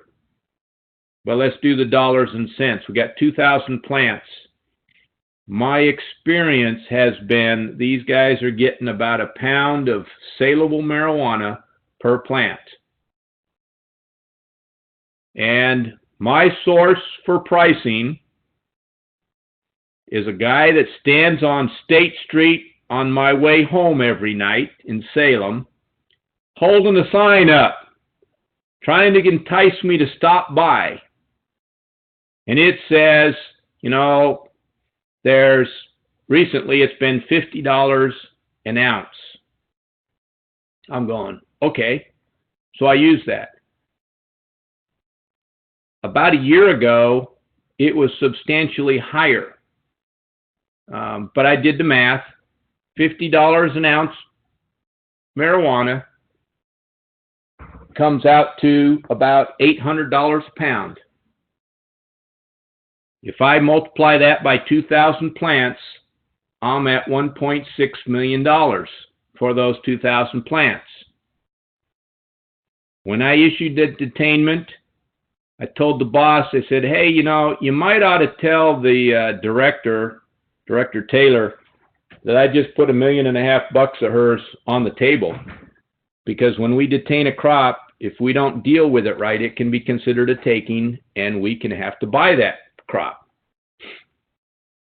And so when I spend $1.5 million, I put $1.5 million at risk, I like to tell the boss so she doesn't have a heart attack when she hears it from somebody else. She was a little nervous, but she understands why we did it. But the bottom line is, be really, really careful around those marijuana and hemp plants. Yes, sir. To follow up with that, someone did ask, are there any buffer zone requirements for the marijuana? There are no buffer zone requirements, okay? So be very careful. One thing we're discovering, I don't have hard evidence, but you know, there seems to be certain crops that suck everything out of the ground. We've learned over the years that pumpkin squash likes to suck whatever it is in the ground out of the ground and put it into that pumpkin. We've had people raise an organic squash, and they've been organic for 5 years, and all of a sudden their squash comes back with an insecticide that was a soil-applied insecticide, and we know it was applied in that field 6-7 years ago. And it's like, oh, crap. It appears that marijuana is that same kind of plant. It sucks things up, and the oils in those leaves tend to grab hold of those products, and they don't let it go. So don't drift on them. Be really, really careful, okay? There's no requirement for a buffer. If that marijuana grower's got stuff right on the property line and you've got stuff right on the property line, you better have a conversation. Figure out how you're going to deal with that. Coexist. We're coming up to 10-minute mark, so if you have any questions, get them in your chat box, and as Mike's going through probably his last story, we'll get to those questions. We have one. Do cannabis growers have an obligation to notify their neighbors of their grow? No, they do not. That I'm aware of, anyway. So, but if they're OLCC, if they're recreational, they've got to have fences and they got to have cameras. You can pretty well spot a rec grow from 100 miles away. The hemp growers just raise it right out in the middle of the open so you can see it. So, you know, it should not be hidden too much, but I guarantee you there are a few guys that are raising it that don't want anybody to know. And they may be rec growers that are just not abiding by all the requirements too. So, be careful. So, just air blast sprayers. So one of the things I've been dealing with a lot of is we got a lot of new filberts over here in the valley, but you know, we've been starting to get more and more complaints all over the state for those areas where we have orchard crops or vineyards or something that's using an air blast. People are not happy with this sort of thing. And so, you know, question I've got for everybody, and you guys don't have to chat me back, but how much of that's actually hitting the trees? There's good research out there now that's indicating that if you blow too much air and you blow clear through the canopy like that, you can actually not get any pesticide on the crop. You can blow it right past it. You got to turn the air down a little bit. That was a bad one. So the grower took this, or the complainant took the video here, and he said, you know, I think they're getting it on our porch. When we did this analysis and sampled, we took samples off this porch, and you can see how far away we are. And guess what? It was there. So that guy was spraying all over the place. And I don't know if you noticed, there was a spot when he'd shut off, coming around the corner, he'd shut the nozzles off, but he had a little puff of mist. So obviously he had a leak in his valve, and he got something up in there and shot it off again. So keep your equipment in good shape. I'm going to make this short because I'm running out of time. So here's another one. This is the one where a 100-foot buffer wouldn't do any good. The neighbor at the end of this orchard that's about 300 yards away complained because as they were making this application, it was blowing on them. You got to really adjust things so that you don't go too far. Was that video that you just showed taken from an investigator's cab? Yep. I got another one that the investigator does it here at the end. We have a quick question. Where can we find the list of chemicals which are tested for on cannabis, or is there a list of compounds safe for use near cannabis?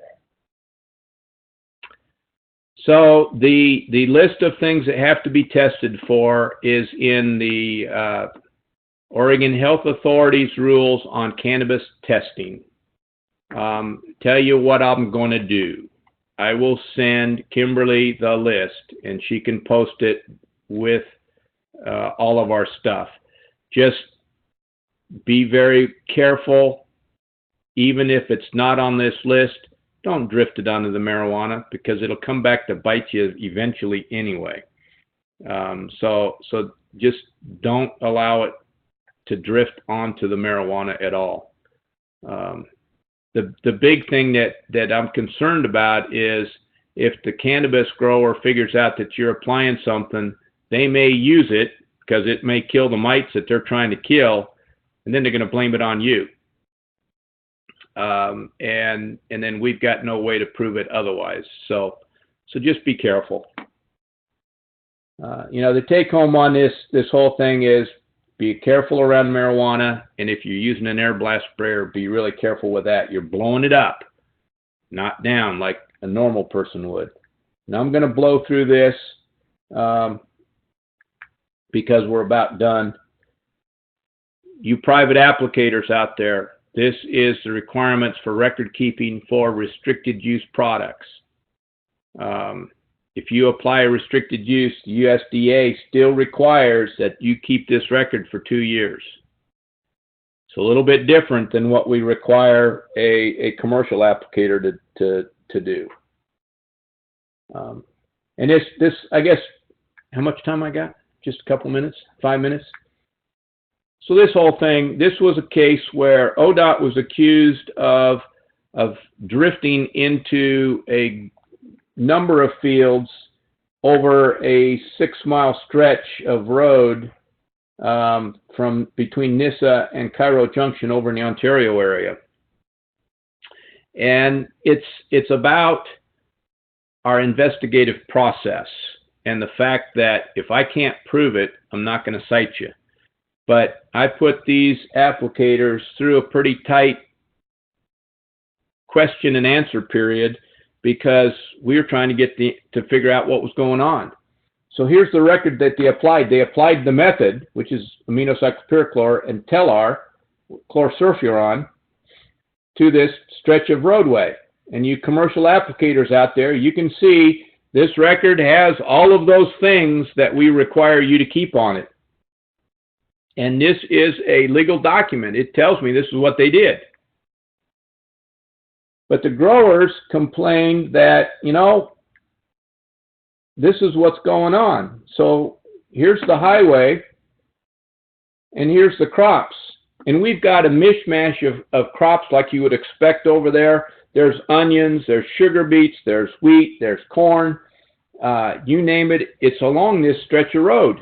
And we keep getting symptoms, just like this, where it's like, why are these onions not looking so good?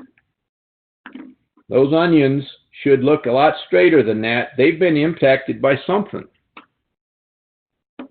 The wind historically blows from west to east down there. This is on the east side of the highway. So immediately you think, you know what? ODOT, you screwed up. Let's look. Let's make sure. Sugar beets. They're not happy. Not dead yet, but they're not happy. Holy crap. Wheat. That's not looking right. But you know what? Aminocyclopyrachlor and chlorsulfuron won't do that to wheat. What else could be here? So when we sampled, and we took a sample from every field, we took 4 samples from every field. We decided, what's the universal weed killer? Everybody's using it. Let's look for Roundup just to make sure. Did the ODOT have Roundup in that tank that day? So we asked them. They said no. We said, send us your purchase records. What's your inventory of Roundup? How much Roundup do you have? Could there have been a mistake made? So they did. Well, in the last couple years, they've purchased 7.5 whole gallons of Roundup, and they had records that showed where it went. They had, I think, less than a 2.5 gallon jug in the warehouse there in Ontario. All right, well, potentially they didn't do that. We went one step further, and you can see all these pictures. It's like, this is serious. One step further, we sampled out of that sprayer. ODOT doesn't spray every day. They had not used that truck since the day they made this application. So we went in and sampled out of it, and guess what we found? We found chlorsulfuron and aminocyclopyrachlor, just exactly what we were supposed to. We did not find Roundup. So it really told us that they didn't apply this Roundup. Do we question that these crops were impacted by Roundup? Not at all, because the samples all showed that. Every sample that showed any hit of herbicide showed glyphosate, Roundup. They did not show the other two products, the aminocyclopyrachlor or the chlorsulfuron. So we can't figure out where that Roundup came from. So we're getting down to the last minute or two. A question came in, are we legal if we're solely keeping records electronically, or are paper records required? Electronic records are fine. You just got to make sure you can get them to me. If I come in and say, hey, I need to see this record, pull it up. And to be honest, you know, you don't have to have the record all in the same place. It can be on multiple pages, okay? Just be able to come up with that information within a reasonable time for you, that, so you can get it to me when we ask for it, okay? So the take home here is we're not going to cite you if we can't prove it. We know somebody screwed up here, but we can't show who it is. It was not the ODOT applicator, but somebody else.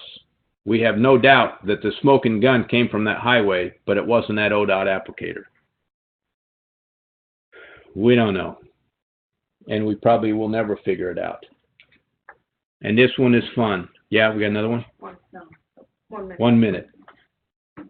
So we got a complaint call from a vineyard owner in downtown Ashland. This guy has a vineyard in unincorporated Douglas County, or I think it's Douglas, in the city of Ashland, but he is totally surrounded by the city of Ashland. Jackson County, excuse me. This neighbor, immediately adjacent to the vineyard, had blackberries growing here up over the top of the roof. He convinced his daughter's boyfriend to whack them down, and the couple that live here are old and very, very frail. So the boyfriend knocked down the vines, but he said, hey, you got to spray these or I'll be right back. So he went down to the farm store and he said, hey, I got blackberries I need to kill. They sold him a gallon of Crossbow. He went home and poured that gallon of Crossbow into a little hand pump pump up sprayer, and he proceeded to spray that whole gallon out over those blackberries. Of concentrate. Of concentrate Crossbow. You can see those blackberries are pretty much dead. However, half of the vineyard is super, super impacted. Probably about a quarter of that 3/4 acre vineyard will have to be replanted because they're just not going to make it. Just, you know your product, know your neighbors, be really careful, is where it goes. And this is my last one. Don't be complacent. Don't be ignorant. Don't be arrogant. Know what you got to do and pay attention. As soon as you let your guard down, you screw up. My investigator called me and he said, what you want me to do with this guy? That was that same vineyard where I was saying the buffer would not have helped. Ben was sitting on a public highway when that happened to him. He got sprayed. I said, go shut this guy down. We have got to stop this before somebody else gets sprayed. Get a hold of his boss. Let's stop this thing. So be careful. You let your guard down, we are in trouble. Questions? Fire me questions. Excellent. I think most everyone has answered their questions. We are just a couple minutes after 3, so we're going to let everyone go. Thank you so much for being a part of this webinar, and we hope to see a lot of you next year, and we look forward to working with you in the future. Thank you, everyone.